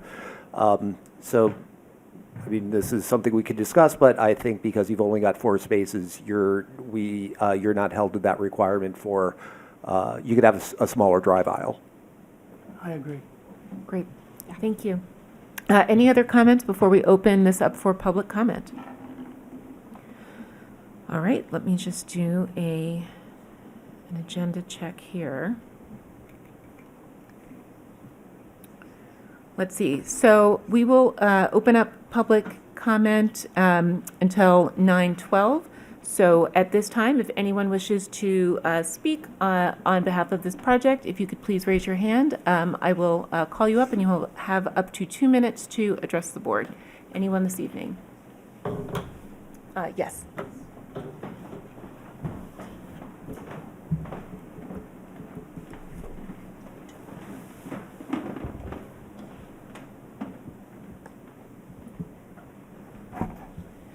Hi there, my name's Catherine McParland. I live at 227 Broadway. Just want to bring up 2 points that I don't know have been adequately addressed. The first one I know I've brought up at past meetings, but also I'm still concerned about trash pickup in the front of the house. I've gone out with the tape measure. There's not space for 8 trash barrels there. 4 trash barrels, 4 recycle bins. Between the tree, the telephone pole, and the bus stop, and then the space that's left, you could fit 4, maybe 5 if you really squish them. And that doesn't meet the town's requirement of having them 3 feet apart. So that's one thing that I think still needs to be looked at. They'd likely end up being placed in front of the driveway, which I don't think is ideal for anybody.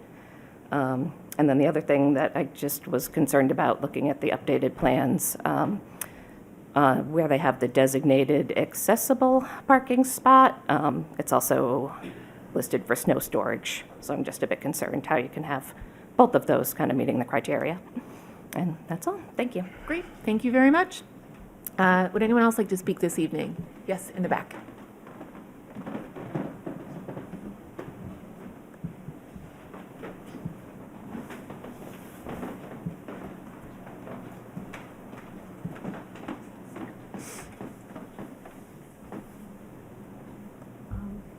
Marina Popova, Town Meeting Member, Precinct 13, 255 Ridge Street. I have one question on the plan. If you could show the one where it has the tree plan, like the plantings. I just have one question there. The one that was showing like all the trees around. Yeah, this one. So there is right on the border, there is a pine with the 9-inch diameter. So I wanted to ask if this tree is protected and how. I mean, if, so that's We can one certainly question. direct Yeah. that to the applicant. Yeah, yeah, so that's all. Thank That's you. mine.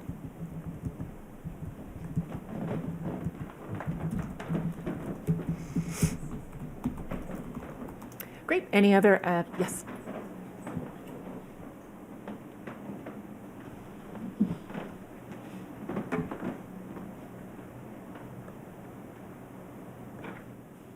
Hi, my name is Claudia Hughes. I live at Webster Street, 3 streets away from where this building would be. My uncle, 100.4 years old, lives right next door. He's not crazy about this, which I've already said to you guys before. A big problem we have is that looking out his windows, you see a big wall. And it doesn't look that appealing, living next door to that. And also we're worried about parking.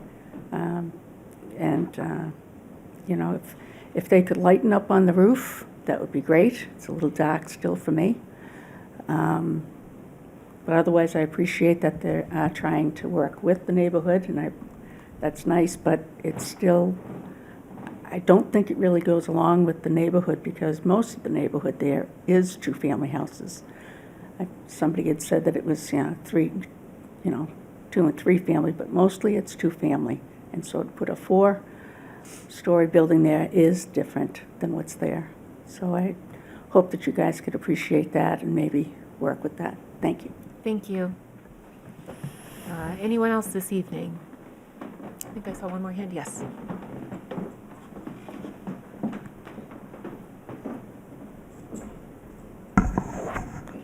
Susan Stamps, 39 Grafton Street. I just want to make sure that there are sufficient street trees there so that they don't need to plant one every 25 feet per 6.3. It's hard for me to tell from the drawing. Thank you. We can certainly Thanks. clarify. Anyone else this evening? Okay, with that, we will close public comment for this hearing. And I believe that there were 2 questions regarding trees. One was on the 9-inch pine and how that would, whether that was being retained and how that's being protected, and if you could also confirm that you meet the requirements for the provision of street trees on the site. It's every 25 feet? 25 feet along the street. And I'm sorry, if I could just ask that you please move to the... We'd be doing proper fencing around all of the trees that are currently there and kind of, wrapping with 2x4s just to create that concrete standing on the actual tree so there's nothing that's getting damaged. Great, thank you. Regarding the street trees, I don't have that plan in front of me. I don't know if one of you, Jean or Steve, does. I could pull that up to review whether or not it looks like there is an additional street tree that is required. It looks like there is a utility pole and a locust. The question is whether or not on the other side of the utility pole there is the necessity for another tree.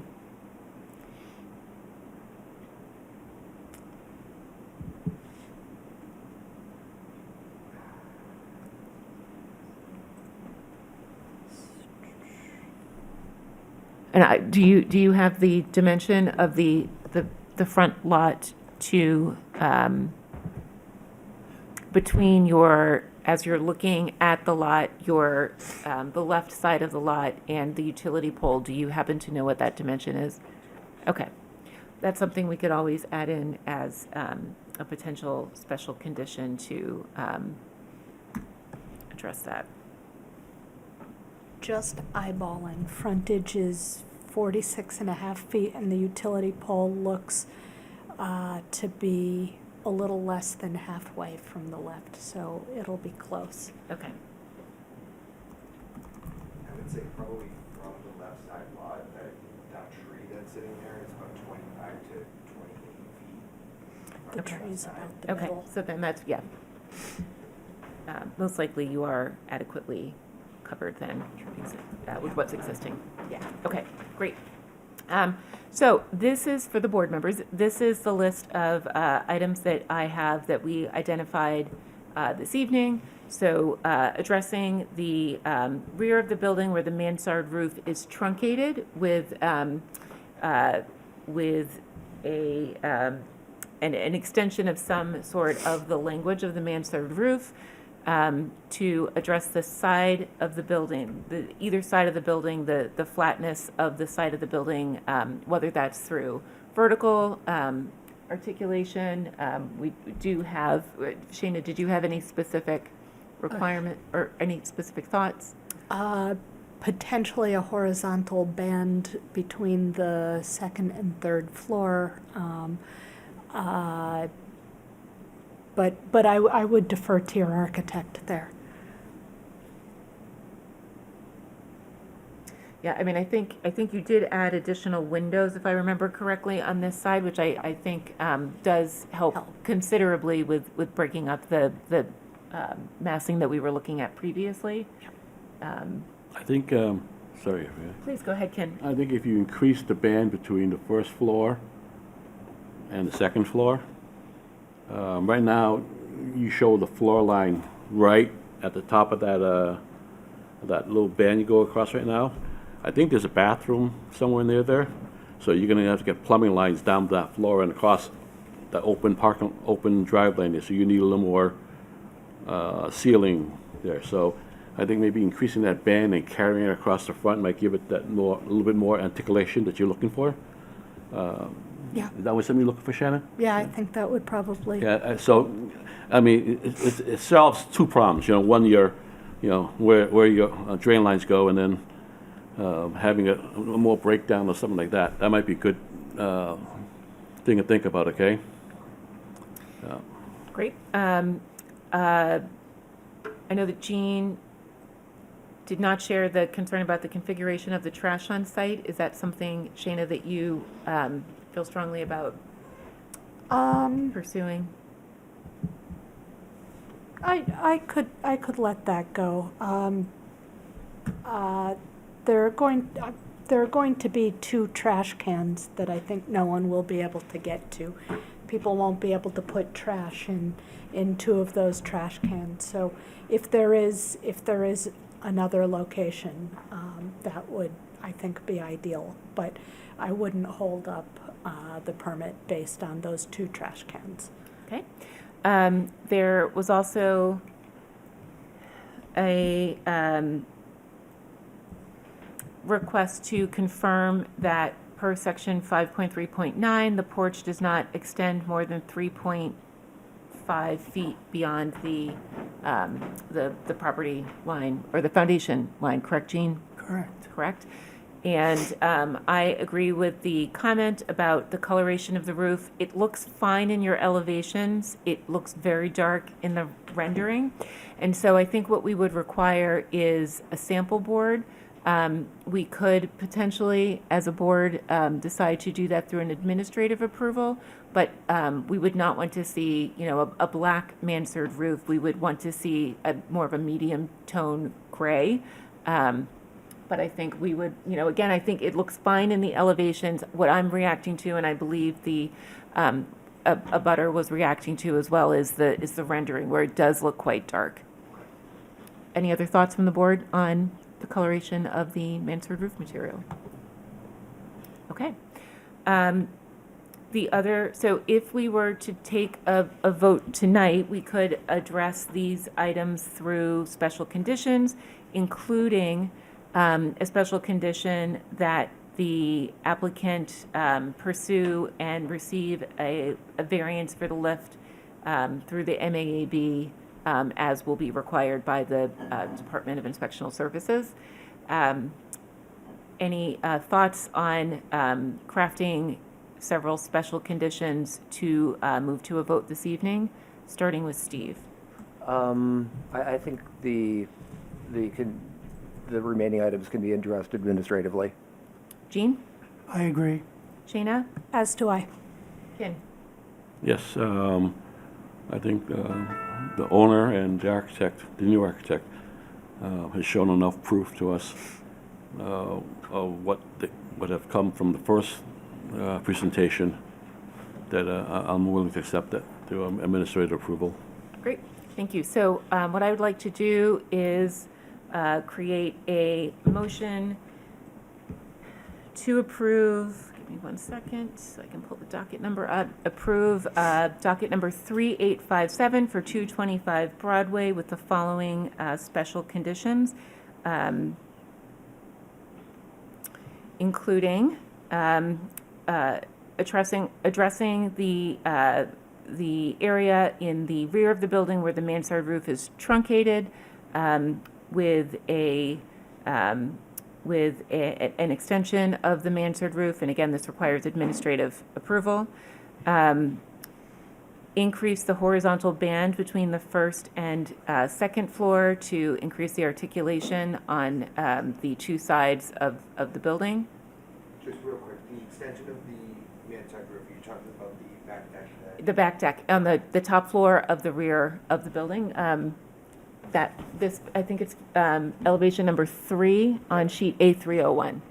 You'll get a list from the town too. Oh, awesome. Okay, so if you just call, I know you're trying to struggle and listen, okay? But if you just call the town up, they'll send you a list, okay? Yes, and I would say that, again, all of these do need to be addressed administratively before you can submit for permit. So you do need to make sure that those get into the Department of Planning and Community Development.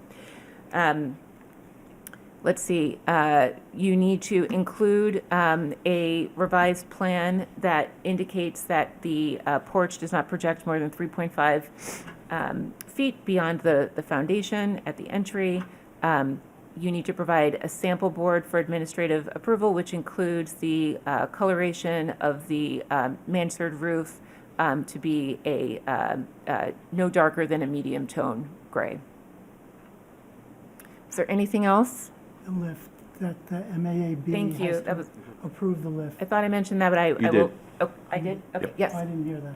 Yep, so to restate, then there's a special condition that the lift will require a variance from the, Can we just say an approval from the MAAB? They may do something other than a variance. sure, approval by the MAAB prior to submission for building permit.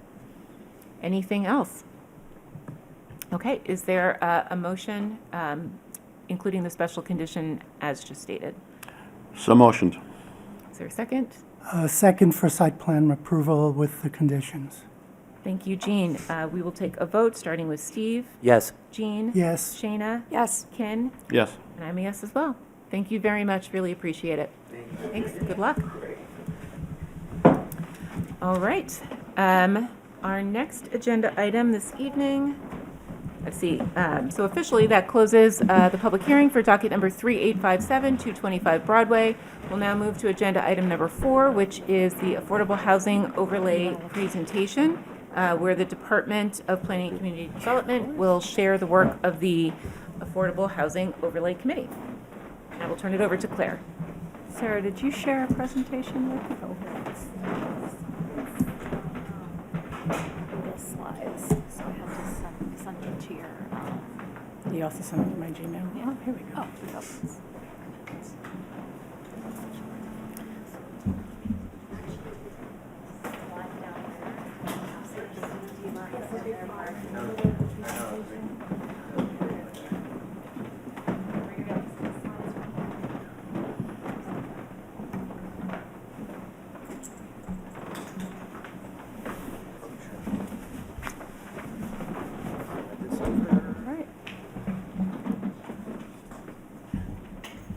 Great, thank you. So this evening, we have a presentation from the Affordable Housing Overlay District Committee, who've been working hard on the Affordable Housing Overlay Project that was approved by town meeting last spring. And with that, I will let them take it away. Thank you very much, Claire. I'm Carol Kowalski. I'm the Redevelopment Board's designee to this committee, and I thank you for that. I want to introduce the committee. Beth Elliott is the, thank you, next slide, please. Thanks, Beth. Beth Elliott is the Affordable Housing Trust Fund Board designee. Sarah Suarez, I'm going to go in order of who I'm looking at. Forgive me, it's not the order of the slide. Sarah Suarez is the designee of the Department of Planning and Community Development. Laura Wiener is the Housing Corporation of Arlington's designee. Maxwell Palmer is the Town Moderator's designee. Zavid Pretzer is the designee of the Select Board, and Fiorella Badia is the Housing Authority designee. And I want to also acknowledge and thank the citizens group that worked so hard last year to try to get some headway on an affordable housing overlay district. I want to acknowledge them because I think that a lot of what they did will provide a foundation for some of what we present and recommend to you. So let's go to slide 3, please. This is just a summary of the warrant article that created this this committee. This was a town moderator's motion to create an affordable housing overlay district recommendation for the board's consideration to recommend to town meeting that would provide opportunities for housing that meets certain affordability requirements to be constructed as of right. Next slide, please. So this was about 5 years in the making, possibly more. In 2020, town meeting voted to establish the Arlington Affordable Housing Trust Fund to support low and moderate income housing in Arlington. In 2020, the Select Board, with the ARB's support, unanimously approved Affordable Housing Trust, their 5-year strategic plan, which had a recommendation to provide for predictable permitting for affordable housing. In 2023, town meeting passed a resolution in support of an affordable housing overlay district. And in 2025, you know what happened this year to create this committee. So these have been steady policy steps towards creating this recommendation that we hope you will bring to town meeting. And so for the next slide, please. We're now going to hear Beth present on affordable housing financing and the low-income housing tax credit program. Thanks, Carol. As Carol had said before, my name is Beth Elliott. I am an affordable housing finance attorney. That's what I do for my day job. I have been an affordable housing finance attorney since 2008, so this is something I've been doing for a long time. And I welcome the opportunity to educate and explain a little bit about the crazy world that is getting affordable housing financed and built. So the fundamental problem with affordable housing, especially in states like Massachusetts where everything is really expensive, fundamentally, unless there's only a very few affordable units, if you keep the rents low enough to be affordable to low-income families, then the housing alone cannot generate enough income to cover the costs of creating it. So that's the fundamental problem, right, is you have to rent the building at low rents, but low rents don't generate enough money in loan proceeds or otherwise to build the building. And the smaller the development, kind of the more this problem gets exacerbated, especially if you look on a per unit basis, if you're not spreading the cost of things that, like the building envelope and the heating systems that the buildings need, if you spread that over fewer units, that cost per unit goes up even more. So that's the fundamental problem. Essentially, you just never have enough money. So how do you solve it? How do you fill the gap? I'm sorry, next slide, please. So the way that you fill the gap essentially is through a vast and complex and way too confusing medley of state and local and state, federal, and local housing programs.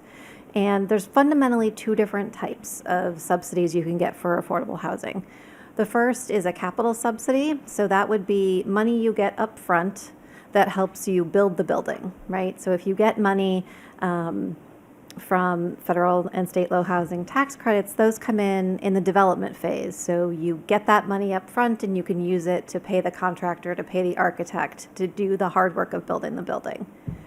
The other type of subsidy that helps get affordable housing built is what's called operating subsidies. So this would be when somebody else is helping pay the rent for the low-income family. So the low-income family is still paying a low rent, but the operator of the building, the owner of the building, is getting more rent because some of it is being paid by a public subsidy source.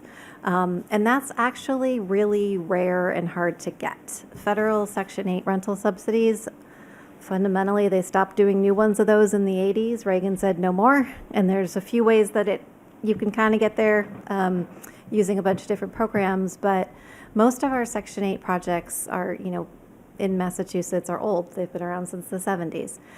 There's not a lot of new money on the rental side.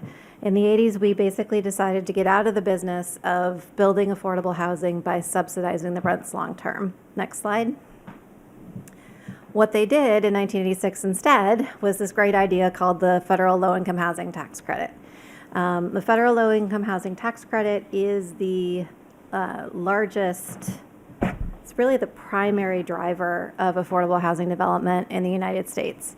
If you look at it on an annual basis for the whole country, it's about $10.5 billion in tax credits that go into affordable housing through the Federal Low-Income Housing Tax Credit.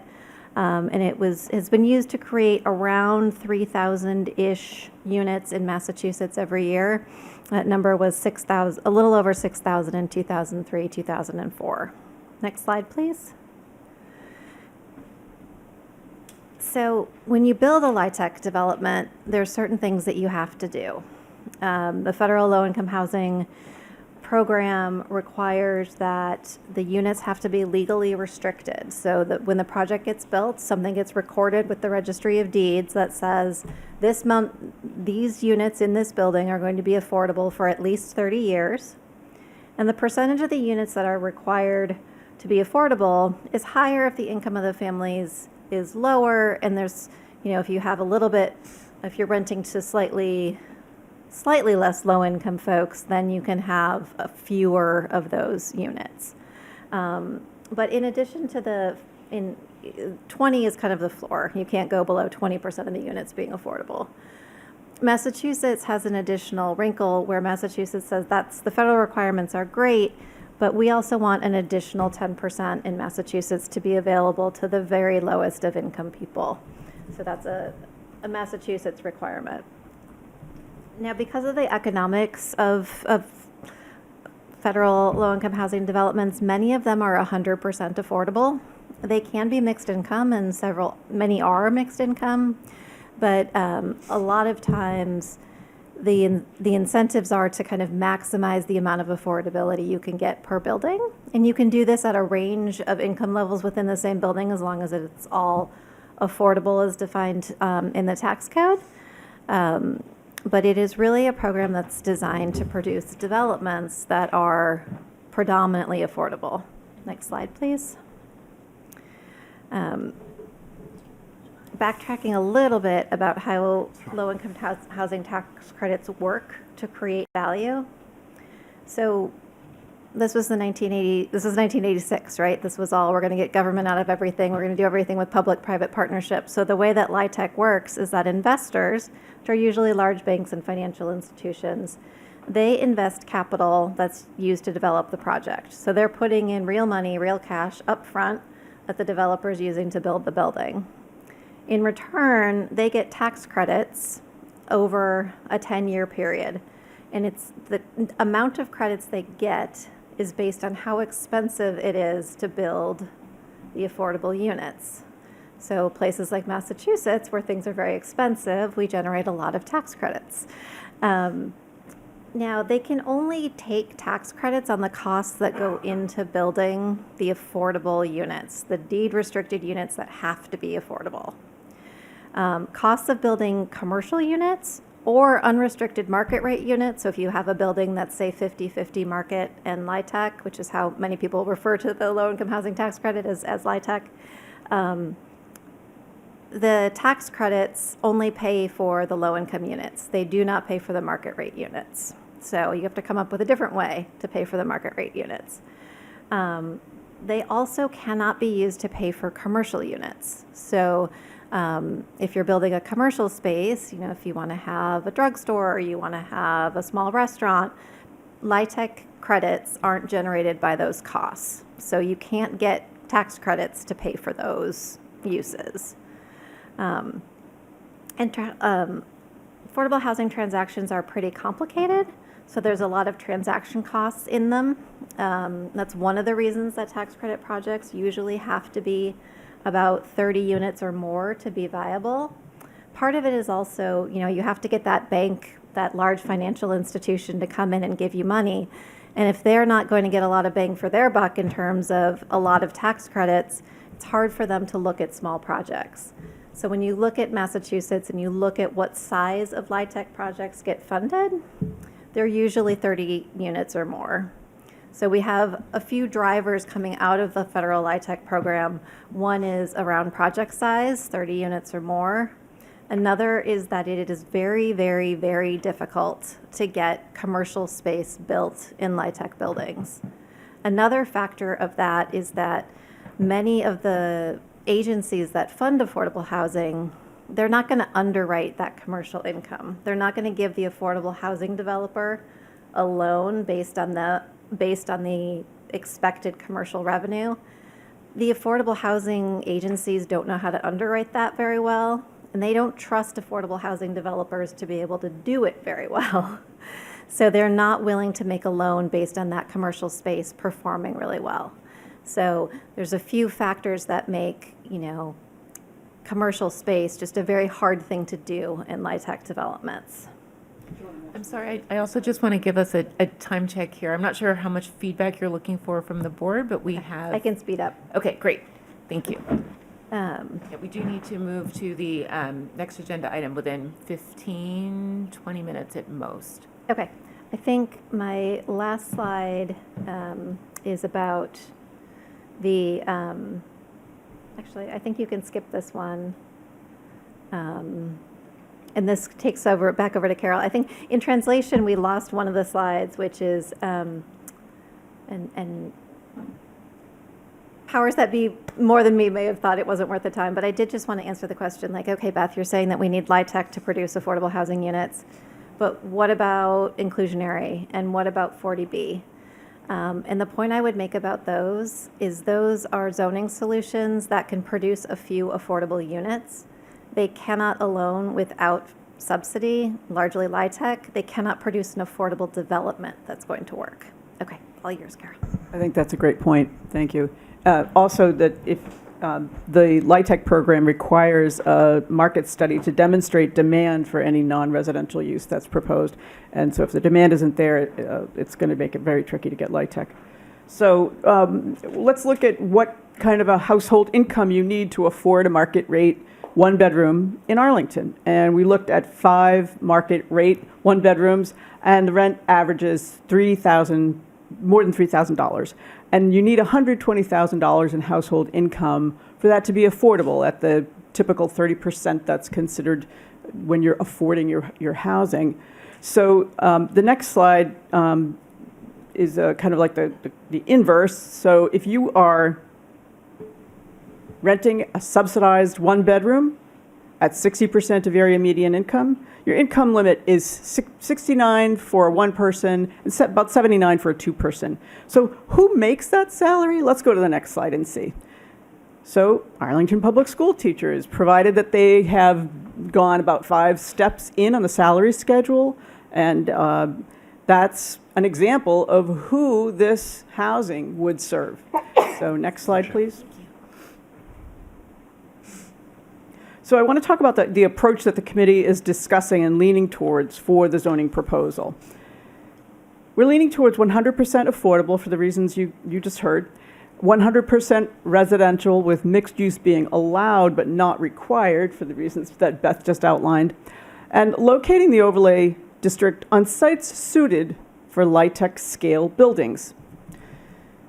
We're hoping to limit residential demolitions by trying to locate it in places where it won't induce tear downs of existing residential housing stock, if we can help it, and locating the overlay district near, to the extent possible, near transit, schools, stores, and services to reduce auto dependency and the costs of owning, insuring, and maintaining a car.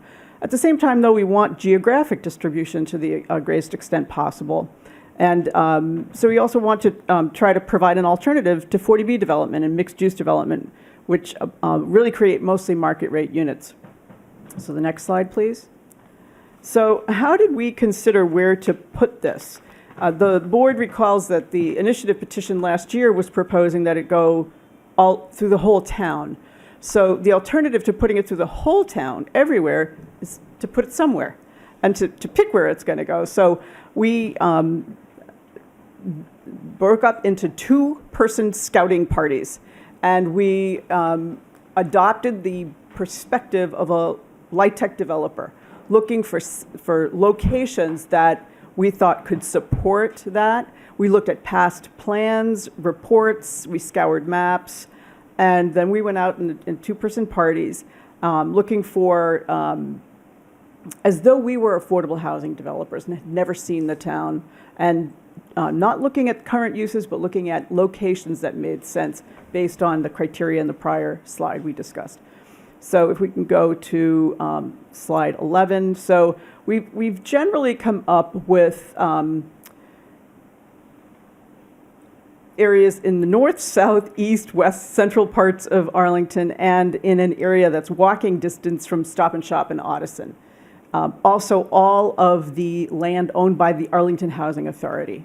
That makes sense to include this, so that if they want to reposition or rehabilitate any of their buildings, they have a by right way to do that.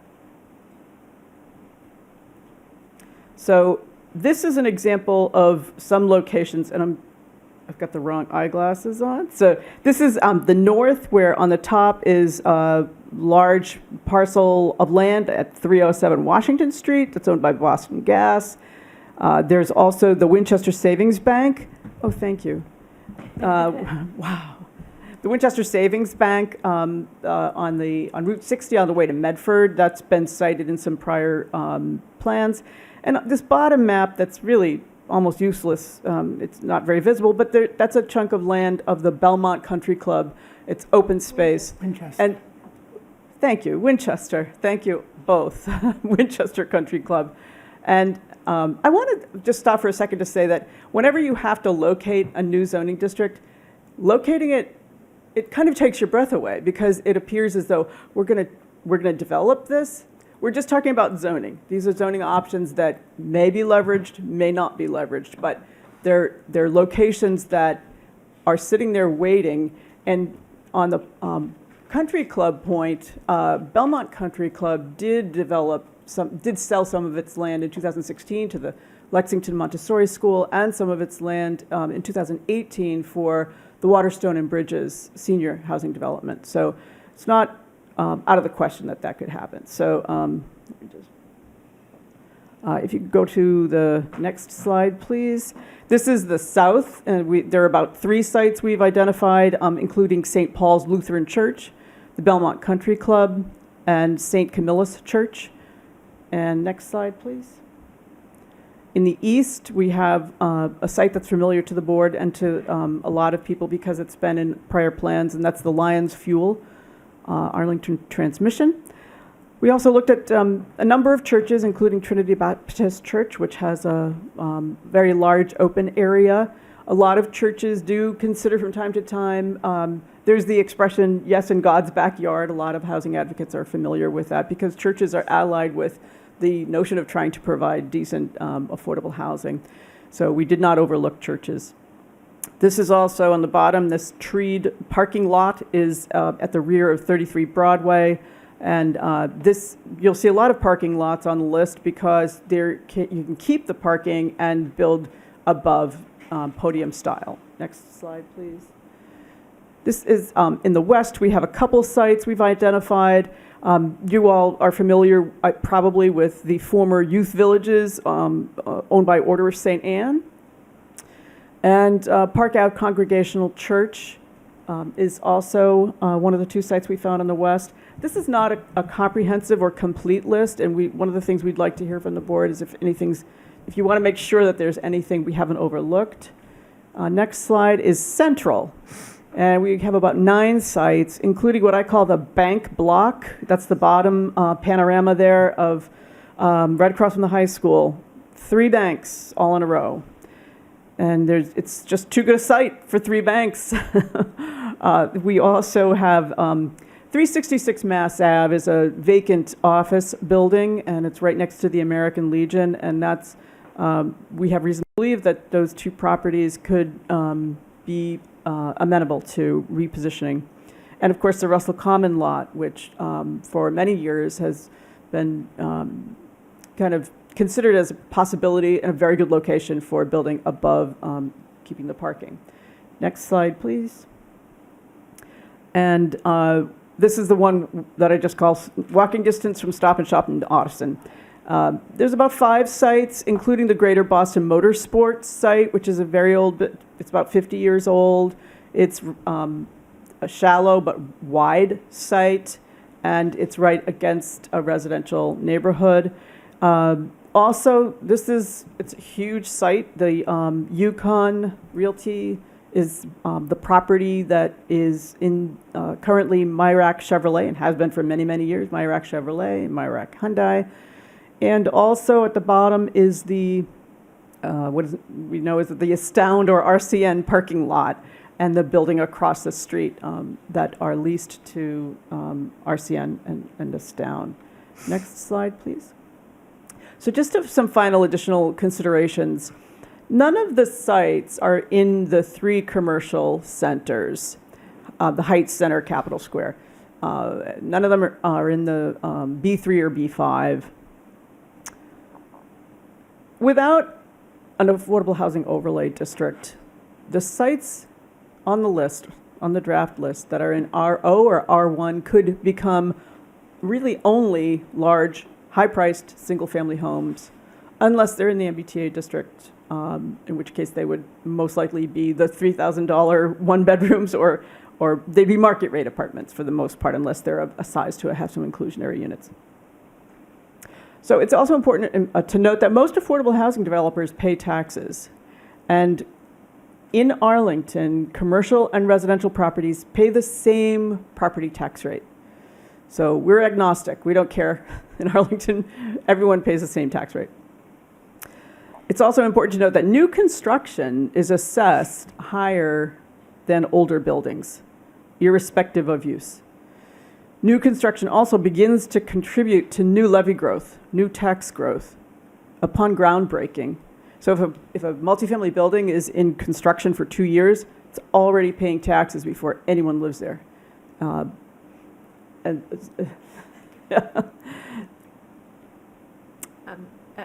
so sorry. I do just want to give us a I think I just have time check this, here. this one to finish, and I think there just might be one more. Okay. So, except for large single-owner master plan sites like the District and 3rd Ave in Burlington, there is really little to no market demand for commercial development except for self-storage, distribution centers, and data centers, as I think the board knows. And so we're very interested in hearing your questions, your feedback, your direction, anything that's missing. So please give us your feedback and guidance. Great, thank you so much. I appreciate the overview. I do disagree with the last statement that was made, but I appreciate the about the commercial demand. But I think this is a creative way of looking at the potential sites. Since we're seeing it for the first time, I'd love to see the deck and look into it a little bit more. But I really appreciate the background and the approach that's being taken. Ken? Oh, thank you. I want to take a little step back and say, currently, right now, we have zoning set to try to enhance affordable housing. And so we have a 15% if it's beyond a certain size to help encourage it. We felt that that was okay because the matrix for that was you have so many market rate units, you can afford to develop a affordable unit. You're in that finance thing. What's a good matrix for that? Is it 3 units of market rate for one affordable? Is it 2 or is it 4? I mean, what is that This rate? proposal would be for 100% affordable. I realize that, but I'm trying to figure out what we're doing currently and what you're trying to propose. Because you're proposing an overlay for affordable housing. And I'm saying, okay, I want to see what we're doing right now, which is doing with our zoning right now to enhance. And are we doing not enough? We're not doing it wrong, or what? So I'm just trying to ask questions to get a better understanding. I just don't want to say, okay, we need this. I'm just asking. If you don't have it, you don't have it. That's okay too. Okay. It's hard for me to do the math on the inclusionary, but I bet Steve or Jean could tell us. But on 40B developments, right, you have to have 20% affordable, so that's 4 to 1. So, and what's the ratio? How many units do you have to do? 6? So for, in projects with 6 dwellings or more, it is 15%. Right, so 15. 16% at 60% area median income for rental units and 70% AMI for sold units. So 50% is how many units do you have to pay to get one affordable? 7? I can't do the math. 6. Yep. Yeah, so think 1 in 6. Right. So essentially right now in town, you can do 6 affordable units and we get 1 market unit, or 4 market, sorry, other way around. 6 market units and we get 1 under the inclusionary, or you can do 4 market units and we get 1 at 80% under 40B. Those are the 2 options. I realize that, but what I'm saying is that financing work or does not work, because we've been pushing this along. I think it depends on your measure of success. I mean, I think under that we get between 2 and 3 on average. About how many units a year? It's creeping up. It was 2 to 3 for several years. In the past couple of years, we're seeing maybe 5. Right. So I guess the question is just how many units of affordable housing per year do you think is appropriate for Arlington? Right now, we have options that give us about 5 a year. And that's what I'm trying to compare. So what we have right now, Procos say, we're averaging anywhere from 2 to 5 units of affordable housing based on the matrix we're using now. With this overlay that we're going to do, the housing that we're going to create is 100%. Right? And what you have told me is that it's very difficult to do mixed use Yes. because you can't infuse any commercial space or anything else in it because they just won't lend on that. So we're focusing on areas that can use 100% housing. Okay, and then you're saying you're focusing on near schools, shopping, or transportation. And geographic distribution to the best Okay. of our ability. And you selected a few spots for us. I've looked at most of those spots, and they're not owned by the town. No. They're all privately owned. No, there's no criterion that says that the town has to own the parcels that will go into this recommendation. Okay, but then if we zone it, put an overlay on it, right? What's to say that owner's going to say, okay, you zone the property differently now. I'm going to build affordable housing on it. What's the incentive? So we will be talking about incentives later. That's, I think, on our last slide. We haven't gotten to incentives yet, but I do want to point out that right now, without this, even Housing Corporation of Arlington doesn't have a by right path to their next project. We are hoping that there's a long list of affordable housing developers, in addition to the Housing Corporation of Arlington, who build affordable housing. It's almost like, as Beth explained, affordable housing development, it's almost like a completely different industry than conventional market rate development. We want to make sure that there's a path not only for the Housing Corporation of Arlington, but for all those other affordable housing developers as well, to have a by right path, which is what we've. That's what I'm trying to understand right now, okay?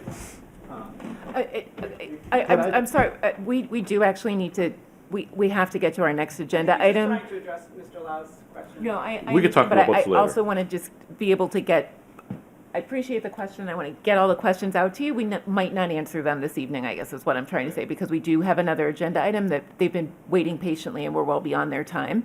So, Shane, do you have any questions that you'd like to propose to the group?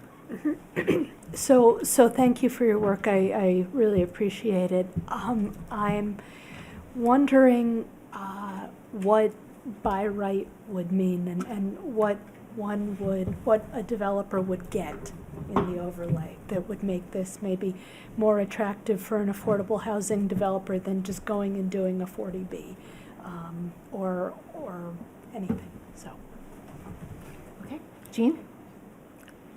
Yeah, a few things. One, I like the 3 criteria of near shopping, near transportation, and near schools.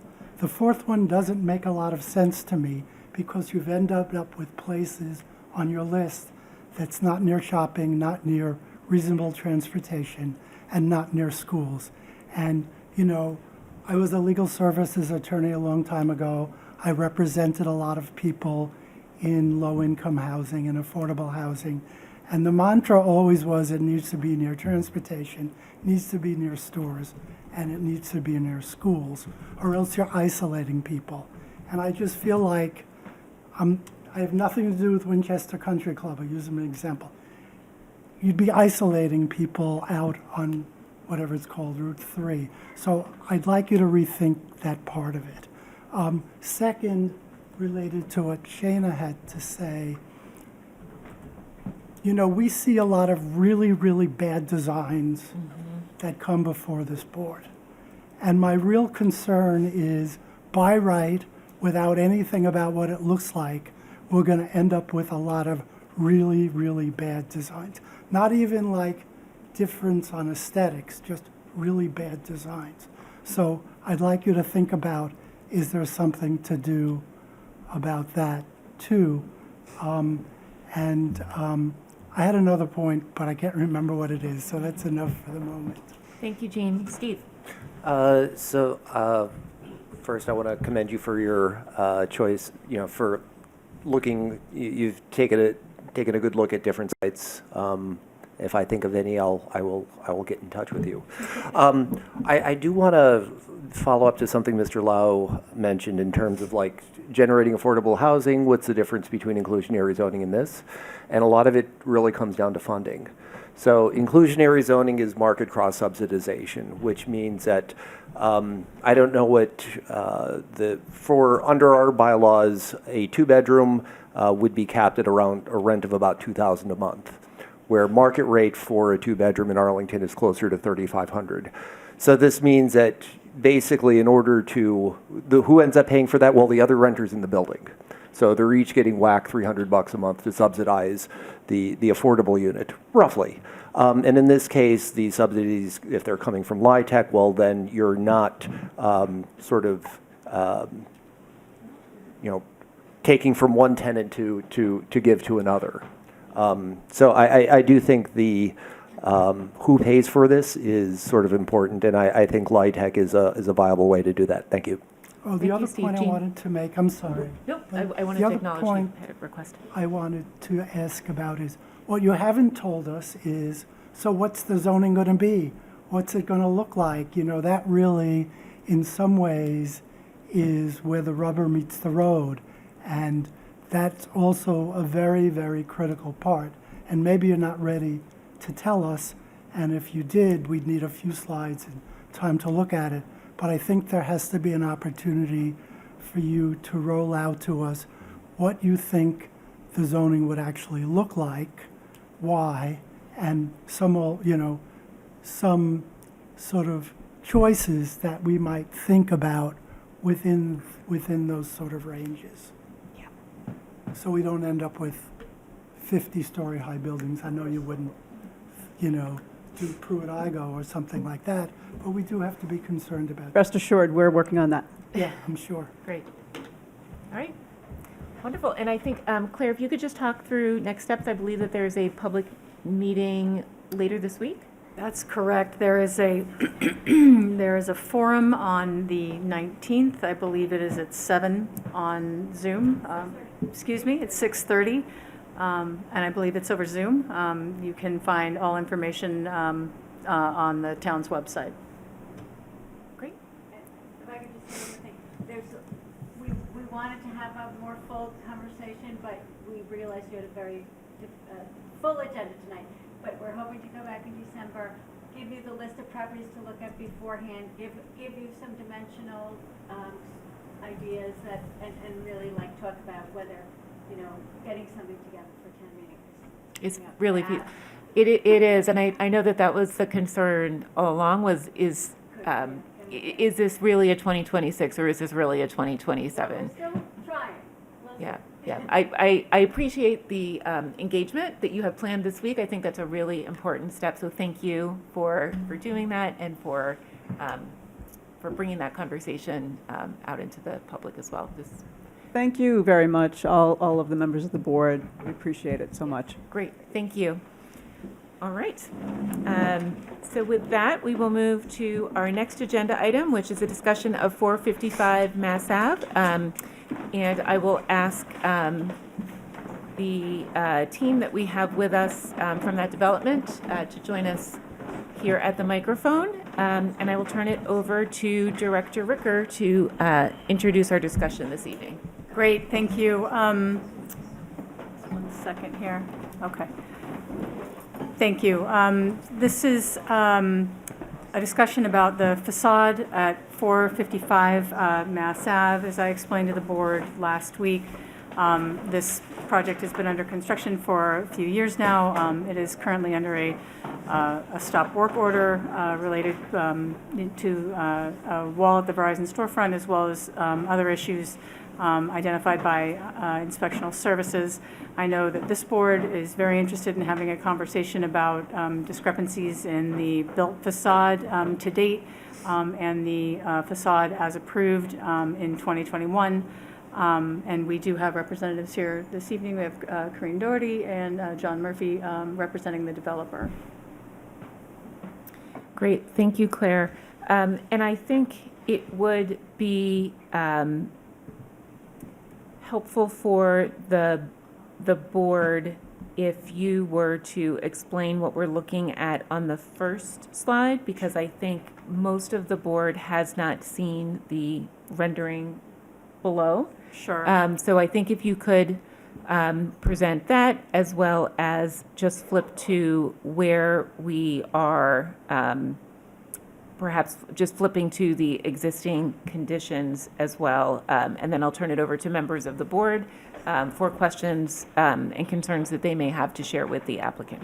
Great, thank you. So staff today did a lot of research on this project and on the series of events and just sort of what happened that brought us to this point. What we found is that the drawing on the top was the drawing that the ARB rendered their final decision, your final decision on October 19th, 2021. There was a condition in that decision that the final plan with materials, et cetera, was going to be needed to be approved by the Arlington Historical Commission and the Department of Planning and Community Development for administrative approval by the department. The drawing on the bottom are the plans that were approved by the Arlington Historic Commission after the drawing on the top was approved by the ARB. And the drawing on the bottom was then administratively approved by DPCD. So the end of this, all this to say that what was initially approved by the ARB was modified by the Historic Commission and then subsequently administratively approved by DPCD. Thank you, Claire. I think we have a couple of issues here. One in that this absolutely should have come back to the redevelopment board with the changes that were brought about through ostensibly the discussion with the Historic Commission, the Redevelopment Board. The Redevelopment Board included in Special Condition 9 that the final building materials were to be reviewed and approved by the Historic Commission and Department of Planning and Community Development, not changes to the size and the scale of the building and the facade configuration. So I think that is the first issue that we're dealing with. And the second issue is even if the board were in agreement with the facade that we are looking at in the lower rendering, if you can flip to the last page, Claire, what is built on site is not reflective of that in any way, shape, or form. So we are in a very difficult position where we are 2 steps removed from what has been approved by this board, by the special permit that you're currently working under. So Jean, I will turn it over to you first for any thoughts that you might have. I think you said everything that needed to be said. The permit we issued was very clear that any change in the design, et cetera, needed to come back to the redevelopment board for approval. It wasn't. What's gotten built in the right is not only nothing like what the historical commission approved, but it's also nothing like what we approved. From the facade, the cladding, it's just completely different. And the permit doesn't allow that. Ken, any thoughts? I echo the same thing, but I just want to hear back from the developer saying what they want to say about this, and then I can make some comments. Well, going back to the spring of this year, there was a drawing that was submitted to the planning department with regard to the bump out of the Verizon store.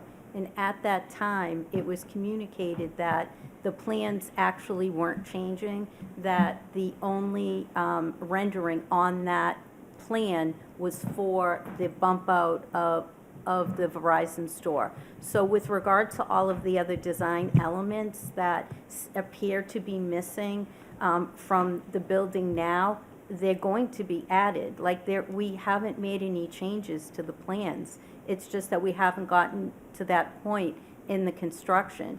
So, and for example, when I was here last time and we had put 455 on the agenda to kind of discuss at that point what was going on with that construction. I believe it was you, Madam Chair, who had concerns about the windows. So the next day, I got in touch with the planning department, and we kind of went over the windows and determined that the old windows were popped out, new windows were put in, so they were in the same spot, they were the same size, and they were the windows that were on the spec sheet. So with regard to those, again, there is the A-frame that still needs to be included. There's the awnings, there's the fencing. If you look at the bottom rendering, yes, it looks different, but part of that is because all the signage has been removed.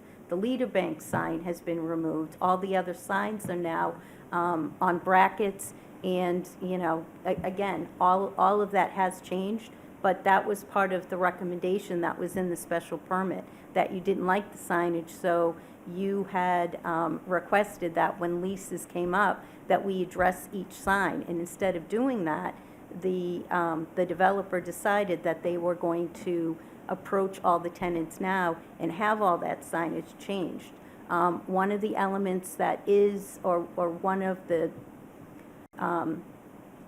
the windows that was on the original plan, because Leader Bank was still a tenant, was the ATM window. And yes, that window was removed because it's no longer a bank.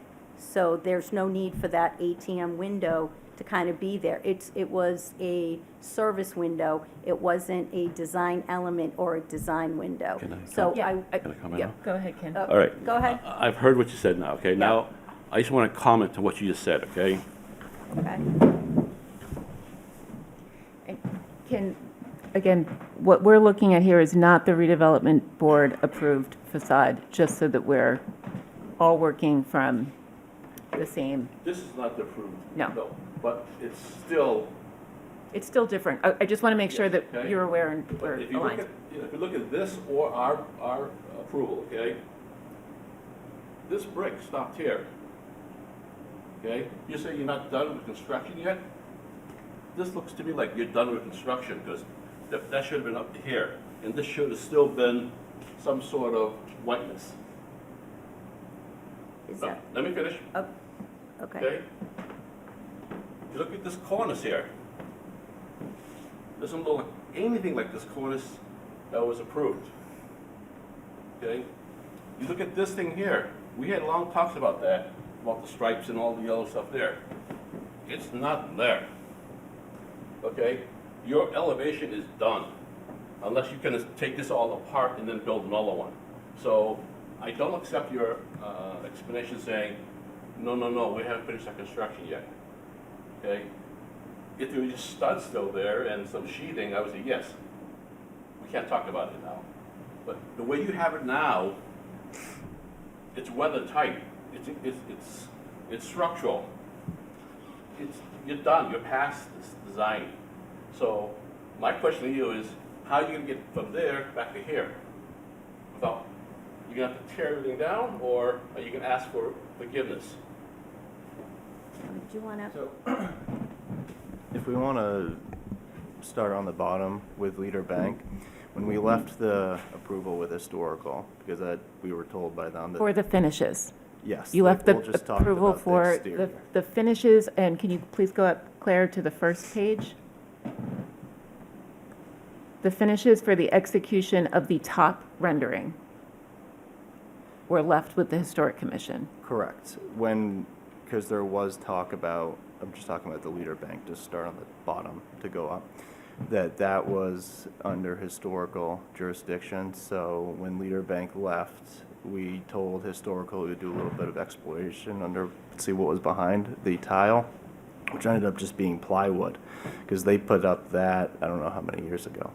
And so we had the historical out to look at what was actually there, behind there, and worked with them to propose the type of look that they wanted, which we then did submit to the planning department about what historical kind of had wanted us to go for in terms of a look that was then, as we thought, administratively approved. Again, the only changes you were authorized to make per the special permit were to the finishes to execute the top facade, which is a completely different height. It is a completely different articulation on the first floor. And anything else, you would have needed to come back to the redevelopment board to reopen the special permit. Okay. Our one question would be the communications with the department, because we can't reach out to you all. That was not under the direction that we were being told. Claire, do you want to address that? Sure. I think we had, as I recall, we had several communications over the spring, and our advice consistently was, it has to come back in front of the board. It has to come back in front of the board. My office, I enjoy some level of administrative approval, but without, something signed and vetted and, otherwise, some formal acknowledgement, there really is no administrative approval. I do remember those conversations. I know that you had spoken quite a bit with Michael Gervais of the Historic Board, and that there were communications around their approval. Their approval was not, certainly not anything that could have been approved by our department. And as I recall, the recommendation was, please, we need to go bring this back in front of the board. Shana, do you have any? Actually, could I make a comment before we go to the next question? We agree with you that these changes should have been brought in front of you, but that's what we thought was happening. If I have Xeroxed all of the emails back and forth between the planning department and also Mr. Murphy, and he would email changes, he would email comments, he would email questions, and the only way that something comes in front of the board is through through this public process and a reopening of the special permit. That is the only way that this board reviews materials. I agree.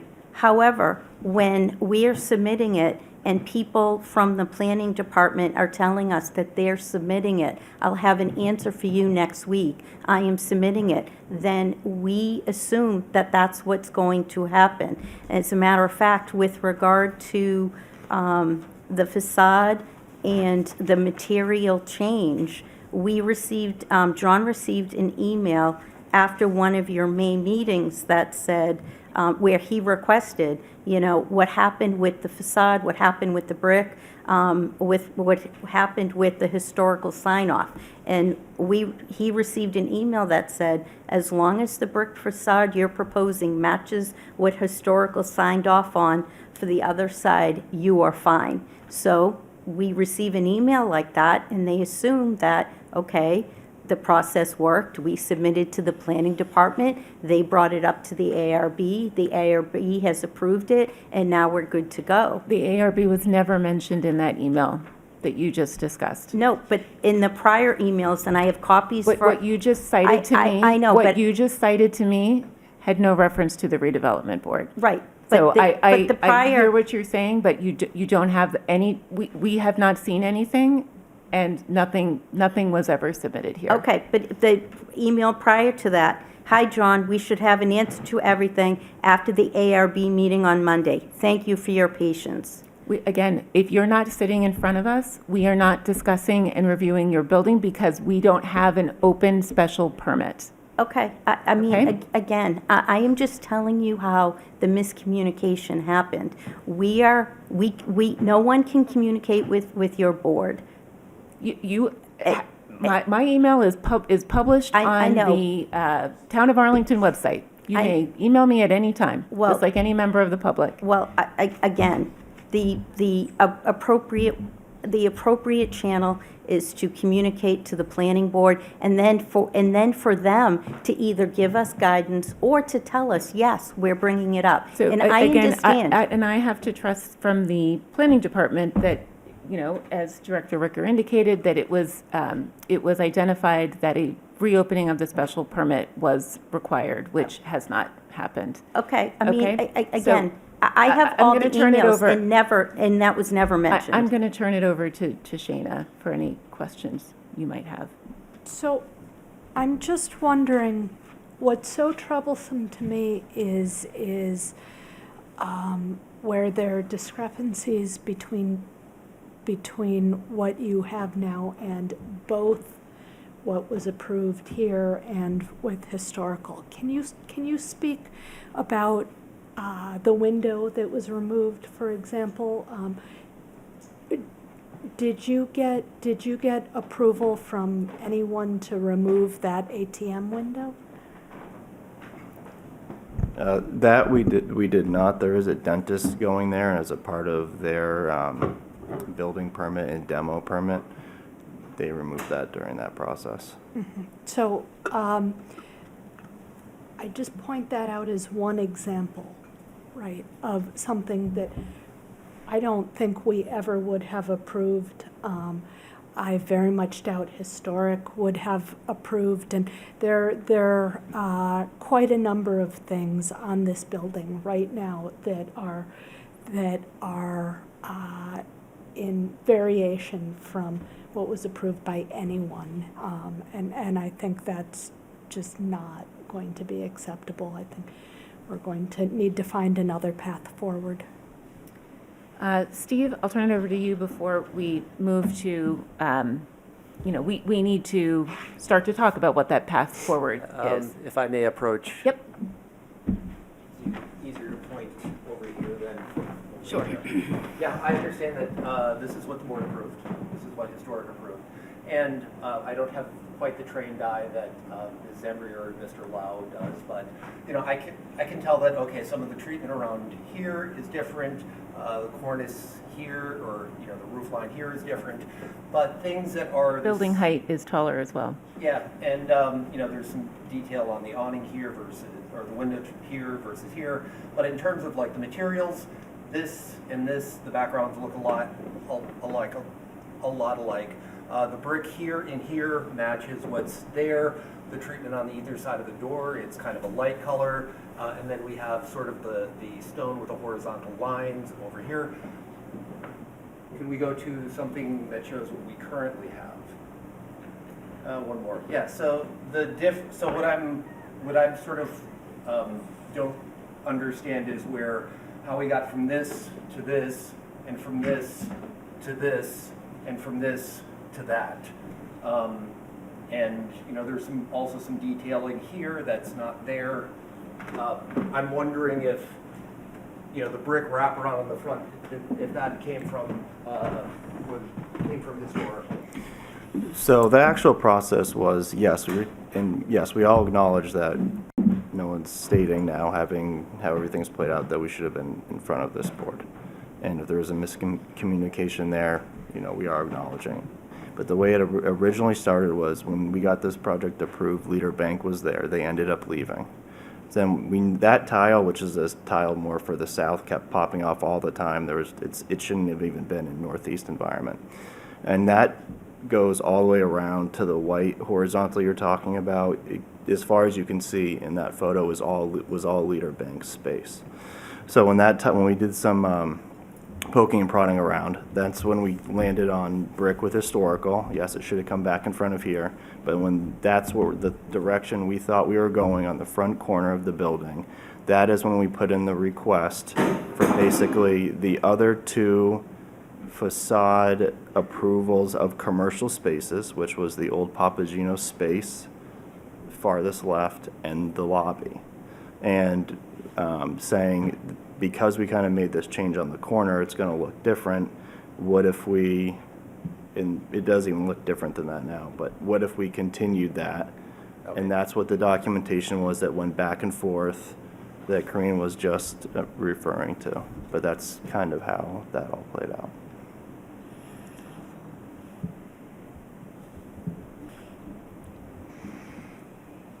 What are you guys prepared to do to get back to where you were approved? Or what do you guys want to do?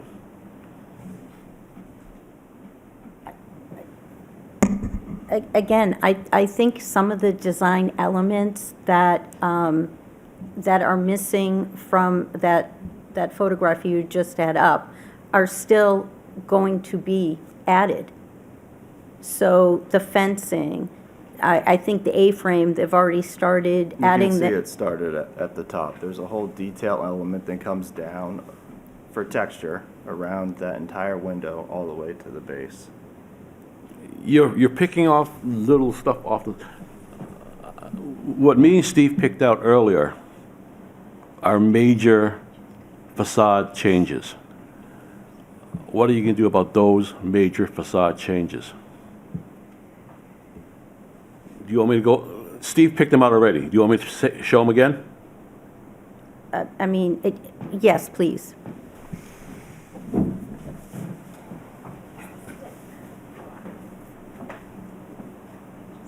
This right here, okay, is two windows with little small awnings on top of it, or even if you got to the previous one, there was three windows and a long continuous awning across it. What you got here is not anywhere close to that. That cornice dies here. This cornice continues across. That's all existing. And I think a lot of our This is what was approved. I thought we had that marked as existing to remain because that's all the existing precast. Can you go up to the first slide, Claire? This shows totally something different. Okay? It doesn't show what's existing, it shows a different design. Do we have the elevations from when we were here approval? Because that did call out more of the project of existing to remain, et cetera. They were in that package that I But sent. The but to your point, we had submitted as a part of our materials and That's not what was approved here. We never approved that Greek thing on the second floor. This was never approved. Yeah.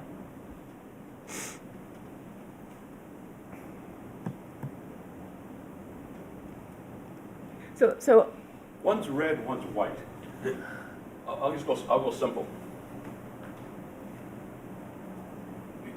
You're saying, what do we do about that? And then, the red brick does not work with this facade. It does not. and then you got this thing here. That's not red brick. And that can't be existing. And then, see there's like a cornice and then there's a cap up here. All you have is a cap. And the heights are different. And the material is completely different. Yes. It's not the right color. I mean, you have a stark white. We have a. the white that's correct from the original elevations. That has to do with the time of day the rendering was. I guarantee if we go to the actual conceptual plans are approved. We have the thick fascia. Can you go back to the original rendering, please? This one? Yes. I mean, the amount of unarticulated space we have, and that was approved between the fascia board and the window, that on the top rendering, right there, that's appropriate. What we have, if you go to what's built there now. Well, here's what I would, unacceptable. and so here's what I would say, because there is.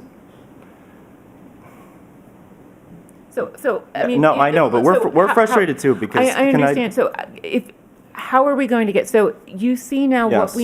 what we need to get back to Yep. or closer to. And if you want to talk to your architect, to talk to them about what can we do, sort of tearing a significant portion of this facade down, what can we do to achieve what was originally approved?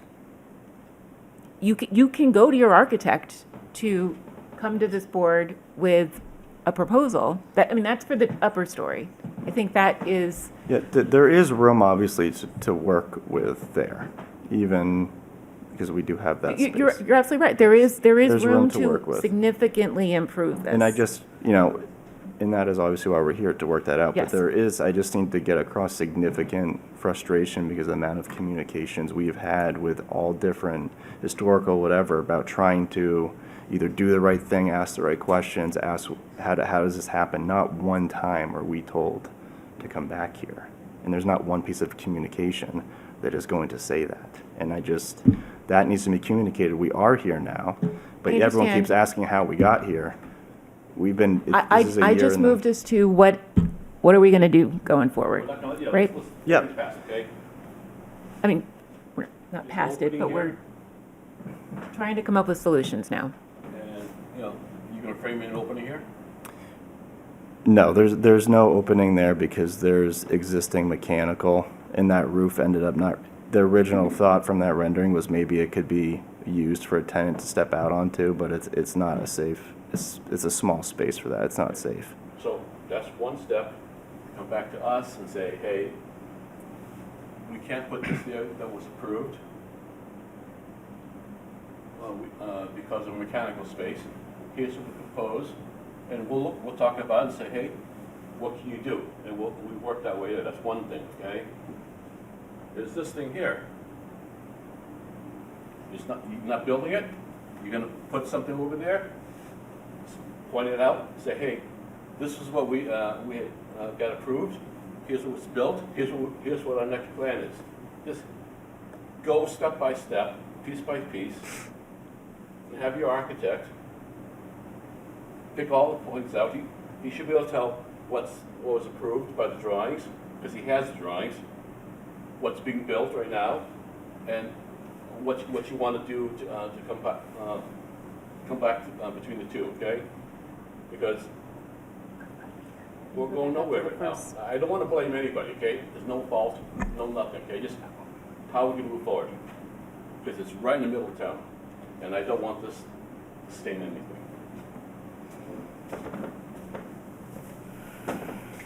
So again, I think we need to see, you can go to the first page again, Claire. This proportion on the top, how do we get closer to that from what is built today? Because what is there today is unacceptable. You, again, knowing that you received, without this board having visibility, as we should have, the changes below, it happened. Is there something that you can do to further articulate this cornice here that may be in this same vein, right? That's an applied element, and maybe we do some sort of a reveal or a detail around the window. Again, we're trying to close this gap that we have here. If you can go to the existing photo. How do we address this? We have to address this.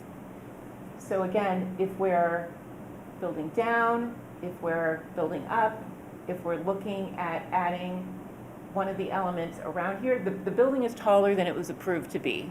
So what are we going to do to address that architecturally? I'm not asking you to No, I know. tell But not us asking right an answer now. right No, now. I'm But just we that have to was an address it. existing. That was an existing part of the building that was interior renovation. We didn't touch the height of that. That was always there.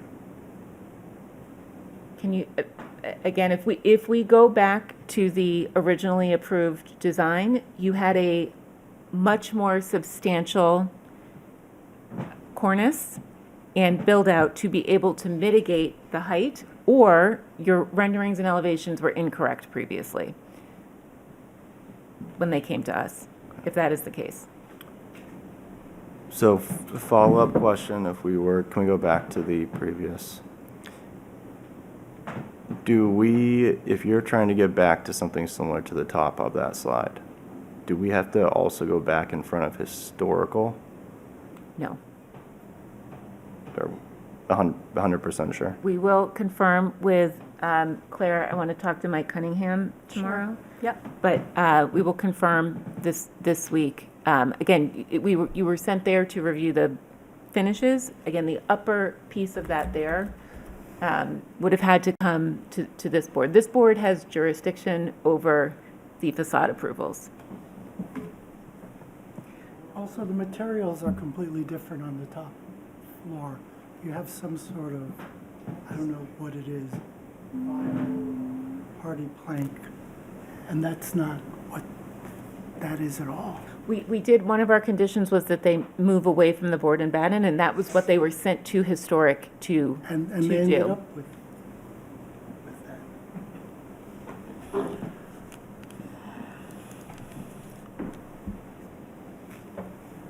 Okay, you want to make a motion to reschedule or something, or just? Yeah, so I think, We're talking the same thing.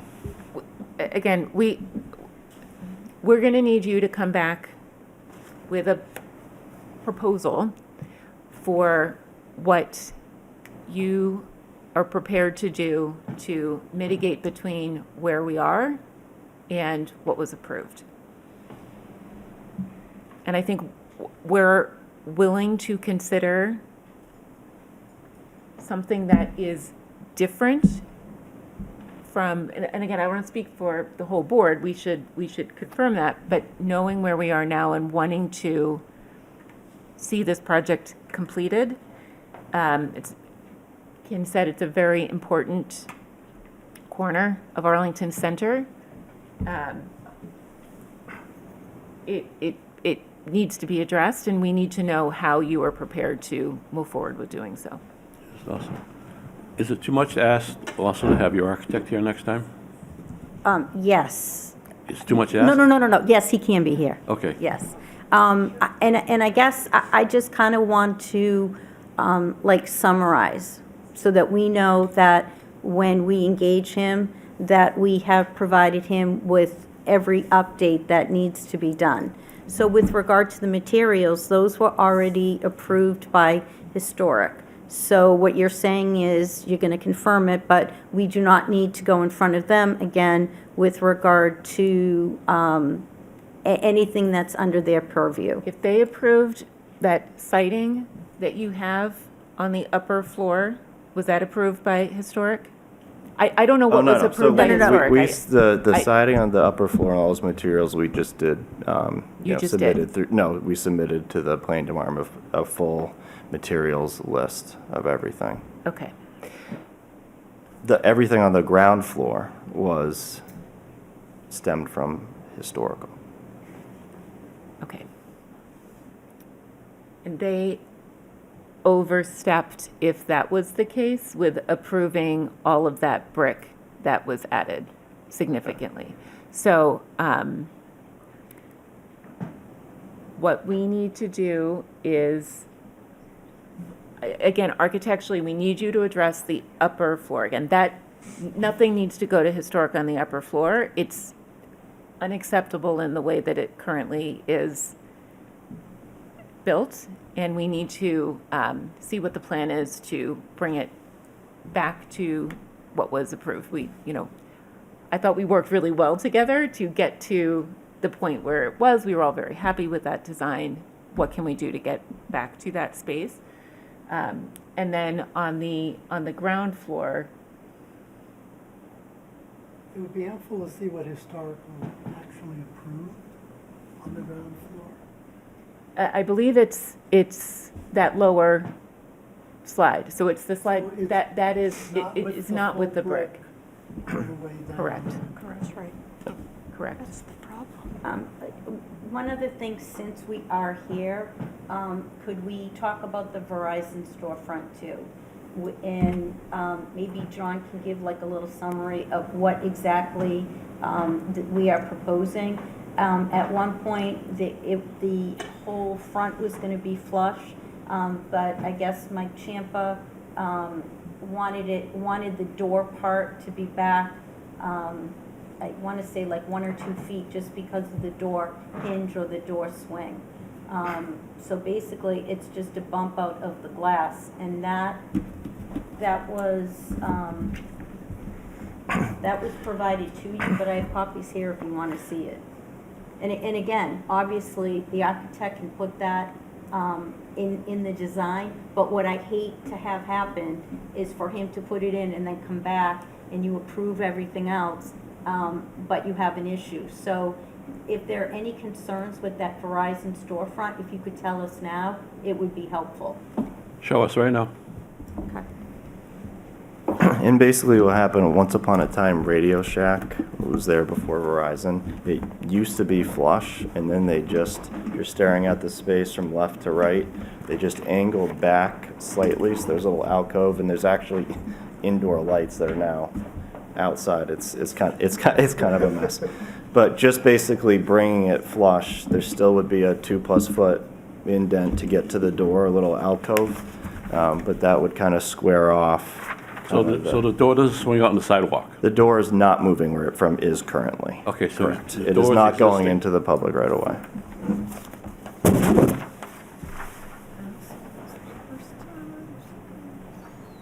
I see.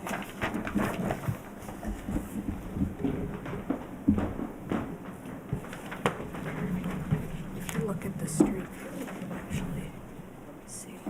So does that, The recess. So you're straightening out the front, keeping the alcove. Yeah. Again, it'd be better if it wasn't brick.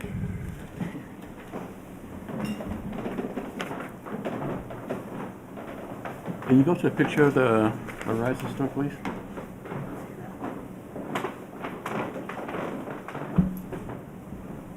So you're bringing that red brick that's on the left side of the Verizon store, that language across, and then recesses in where the door is for the Verizon store. Well, the minus new windows, storefront, which takes up, some of the space.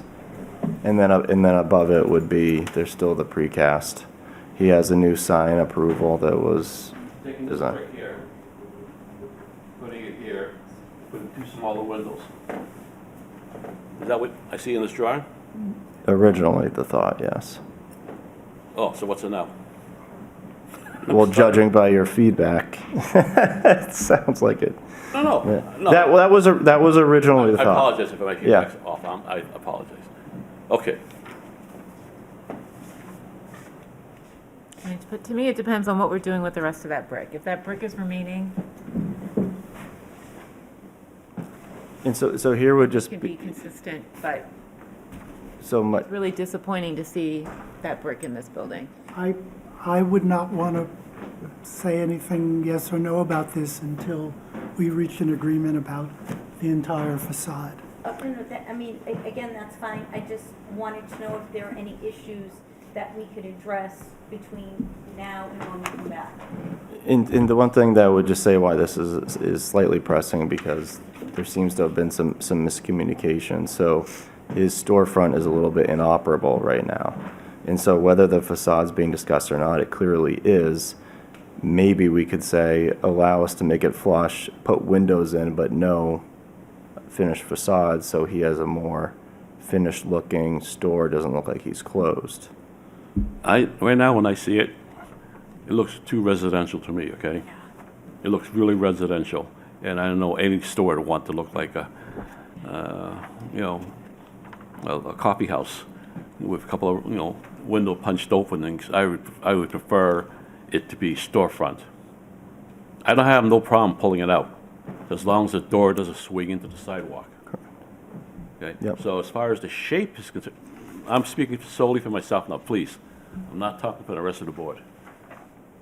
I have no problems with that elevation being pulled out and the doorway staying existing where it is because it doesn't swing out. But I do have problems with just carrying that fenestration across so it looks like a residential window. And residential kind of, I prefer it to be more wide open, and that'd be okay. I absolutely agree. Please look at the facades all up and down that street. Look at the windows all up and down that street. Those are residential windows. Those are not storefronts like you see on every single other building all up and down that street. Try looking one more store across. Do we have a picture of that? Look at what was on To the left your. of- To the left, of that the one there. Two stores to the left of Verizon. Do we have a photo of? The Grace Snails. One to the right of Grace's Nails is the one I think they're talking about. They're talking about the old Papagino space. That's the one with the red awning above it and the original rendering up top. This one? Yeah. Yes. So those windows from the original plan are installed currently. With the brick. Which one? Lower left-hand corner. So if you're They're installed, that entire facade right there is installed as is? No, the windows. It has Just the the it has the windows, and it brick. has brick. But those are the windows from the original meeting with this board. I was talking one more store down. Yeah. No, would that's be- Grace's. So that's Grace's Nails, the next one. You start to show it a little bit right here. I think we need to look at the whole thing. Yeah, I it's- mean, have to actually look at the thing here, and we've given, I think, fairly clear direction. We want a little more storefront, commercial, not residential. Okay? I mean, that was originally approved because we were working with what has now been removed, those arched doorways and the windows from Leader Bank that's now been completely demolished. I mean, this is the challenge right now. Again, we're just seeing this for the first time, and so much of the reason why that was approved on the bottom left is because of what existed to the right, which is now gone.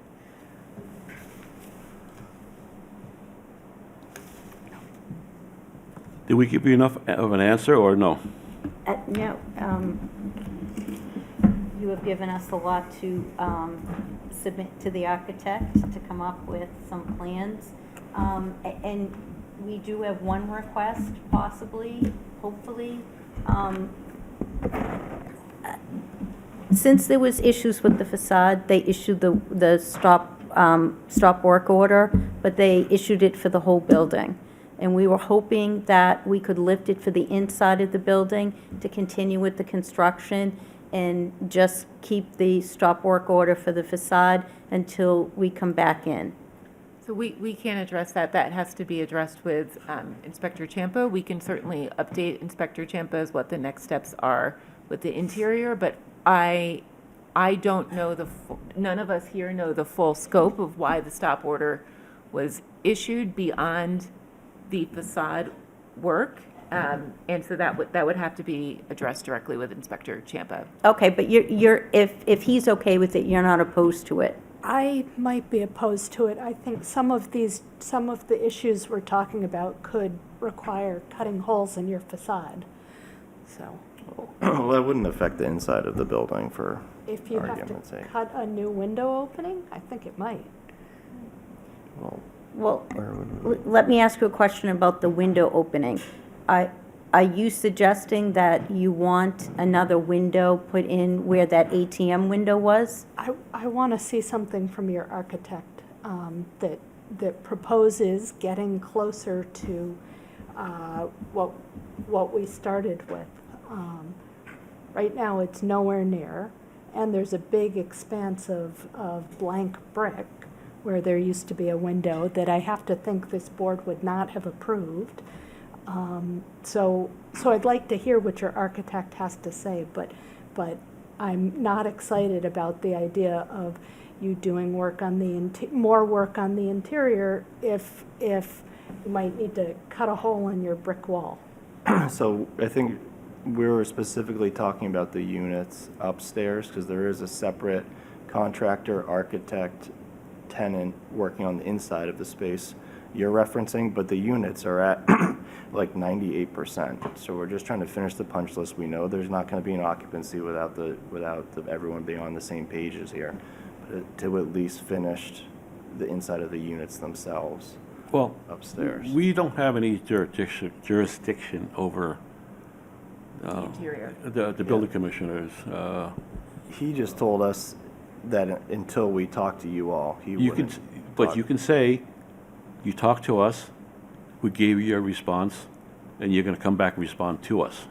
You can say that to Mike and see how he takes it. But we can't tell him, say, release the stop work order. That's his decision, it's his jurisdiction, it's his right. It's not ours. He's enforcement. We're not. And that's fine. I've been actually communicating with Attorney Cunningham, so I will follow up with him tomorrow. Great. Thank you. So let's talk about when we think, because obviously we want to prioritize this. We know that this is a high priority for you to continue moving forward. When do you think you would be able to come back to us with a proposal from your team and your architect as to how to mitigate the issues that we're looking at and move forward? When's your next meeting? I know we got Our holidays. And next meeting is December 1st, and we also have a meeting on December 15th. Can I mention, we may want to open the permit?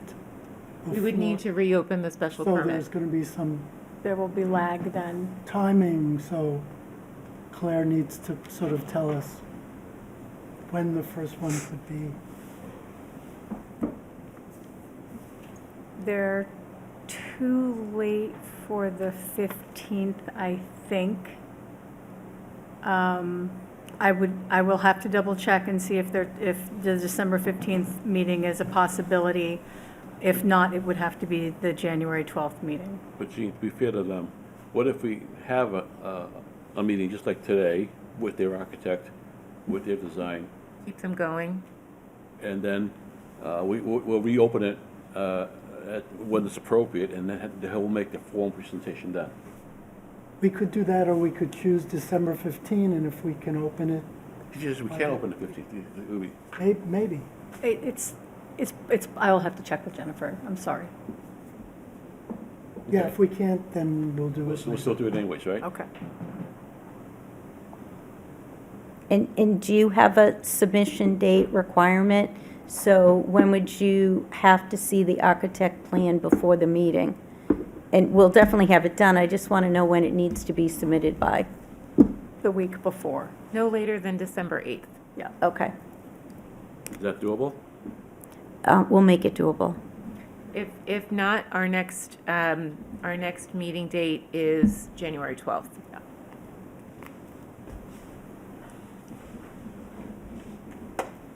And so I assume it would still be the week before? Correct. Okay. All right. Well, thank you Okay. very much. I Thank appreciate you you. coming in and speaking with us today. Okay. That closes agenda item number 5. Our next meeting agenda item is number 6, which is the 2026 meeting schedule, and I'll turn it over to Director Ricker. Great, thank you. We talked about this meeting schedule at your last meeting, and I think we voted to approve.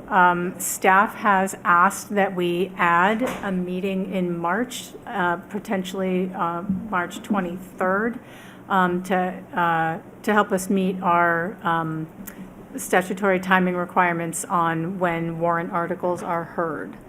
That means that we would have technically scheduled a Monday meeting for every Monday in March minus the 2nd. But this was a request from staff that we at least entertain an additional meeting in March to meet those timelines. Excuse me. Thank you, Claire. I think that typically we also wind up needing another meeting in April because of the procedures for the draft of the ARB report to town meeting and then needing to review and approve that draft. And that usually winds up being a little bit fungible because we have to work within the date that is set by the town moderator for receiving that, and that has tended to move around a little bit the past couple of years. So that may be something we want to just identify at the same time as well. Okay.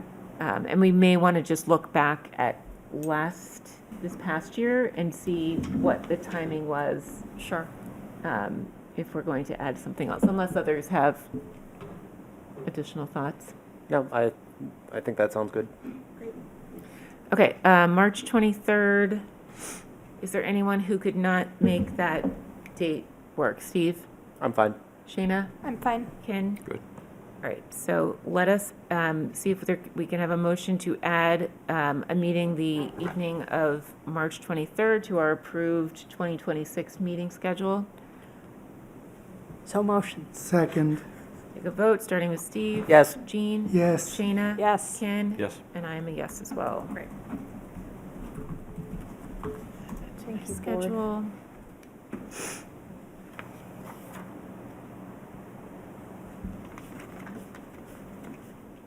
Okay. All right, and then we will, at a future meeting, review the any additional dates that might be needed in April to take care of the board report process. Fantastic. Okay. Thank you. Great. So our next meeting agenda item is open forum. So anyone with us this evening who wishes to speak, please raise your hand. Yes. Yes. Nope. If you could come up to the microphone, please. And again, anyone speaking this evening, you will have up to 2 minutes to address the board. Please introduce yourself by your first name, last name, and address. Hi, Barry Jospin, 11 Campbell Road and Precinct 18 Town Meeting member. I have what I think is a very small amendment that I'm going to want to propose to the zoning bylaw in town meeting for this coming year. I've never done this before, so I'm curious what the process is. I looked online, I couldn't really find any information. I know that I need to bring it before the ARB. Also, I need to talk to town council. And so my question is, this is the ARB. What is the recommended approach? Sure. Great question. So we do have a document, and we will make sure that it has lived on the ARB website. If it is fallen off of the main page, we will make sure that that is reposted, just about process. But what we would do is we would ask you to come before us. We would schedule you into one of our December meetings so that we would want to give you time to discuss with us what you are proposing, and if you have anything drafted or anything that is a narrative of what you're looking for, we would ask that you submit that ahead of time so that the board can review it. And yes, we'd love to have a discussion with you to be able to provide you with some initial feedback ahead of any submission process and ahead of the hearing process. So my primary question is, how do I get on the agenda? And you're saying there is a link on the doc, or you will make sure there is a link on the site? Yes, and you can contact Sarah, and she can give you a card right now. Okay. And she can help get you scheduled onto our upcoming meeting date. But we will also make sure that for anyone who isn't here this evening, who might be watching, that we do have that process as outlined, posted on our website as well. All right. Thank you. Great. And yeah, Gene, I emailed you about this. I don't know if you I know I was going to tell you it got caught up in the spam filter in town and I couldn't get it. And I was going to email you to say I couldn't get it. Okay. Great. Thank you very much. Okay. Anyone else wishing to speak this evening, please? Thank you, Madam Chair. I'm Carl Wagner, Precinct 15 Town Meeting member, and also I live on 30 Edge Hill Road. I didn't get a chance to speak earlier when the discussion of 126 Broadway was on, and I wanted to very briefly say there were over 10 people who wrote correspondence and significant concern that we not set precedents, since that was the first item that would have these developer bonuses under the MBTA density overlay. And so I wasn't satisfied in the way that matter was concluded, and I hope that the public will continue to press for a better precedent than we saw there. But I wanted to also say, on a lighter note, thank you for the work you do. The matter you just discussed, 455 Mass Ave, really underlines the importance of the process, whether it's special permit or whatever you call it, where the developer and the public and the board makes a better outcome than if they have by right. I'm very concerned about the AHOD committee that met before you tonight. They didn't present all the rules, if anyone's looking at this video. They just presented the beginning of what they want to talk about. That would be by right development in huge 30 to 70 unit sizes or larger across Arlington. And right now, the biggest problem I think that we see is that we're recreating the non-public process that resulted in this board saying no to an overlay and town meeting saying no to an overlay. And the presentation you heard sort of suggested that Article 41 was something that sent them on their way to do something for you. That's not true. I want to remind everybody that town meeting said no to Article 41. It wasn't brought for a vote. Instead, at the last minute, the proponents of 41 created this study committee. And the committee doesn't contain the stakeholders that it should contain: financial, services, schools, police, fire, etc. And some of the comments members here made about locating and things like that speak to the fact that this committee is repeating the mistakes of having just housing density advocates before you and before the town. So I hope that you will really look carefully and say, is this what Arlington needs, and why do these 6 or 7 housing density advocates make all the stakeholder voices? We need to have many different kinds of stakeholders to decide such big changes. Thank you. Thank you. Would anyone else like to speak, please?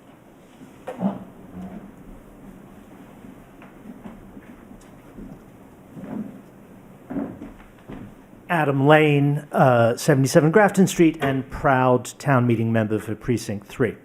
A question about 455 Mass Ave. Perhaps I'm under a misapprehension. I thought I had a conversation with one of you some time ago that the developer involved in that project is the same developer that's going to do the large building at the corner of Mass Ave and Lake. Am I laboring under a misapprehension? They have multiple properties in town, and yes, that is another property.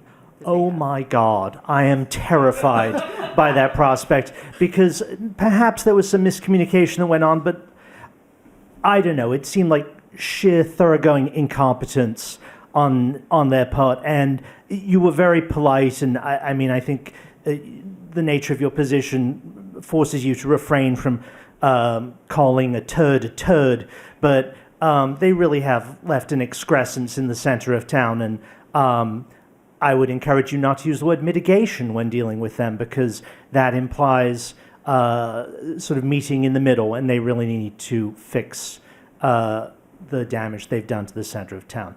And I would be very cautious moving forward with them on the Lake and Mass Ave project. Thank you very much for your time. Thank you. Would anyone else like to speak this evening? Okay. With that, we will close open forum, which is agenda item number 7, and turn to item number 8, which is new business. And I'll turn it over to Director Ricker. Great, thank you. There is no new business at this time from the department. Great, thank you. Steve? Yes, I'll keep it short. Thank you. 10 Sunnyside Avenue. I just wanted to report that the applicant has broken ground on their project, and the former body shop is demoed, and it's a big open site now. Great, thank you very much. Jean? No new business. Shayna? Nothing. Ken? Nope. And I do not have anything either. So is there a motion to adjourn? So motioned. Second. Take a vote, starting with Steve. Yes. Jean? Yes. Shayna? Yes. Ken? Yes. And I am a yes as well. Thank you all. Have a good night. This meeting is adjourned.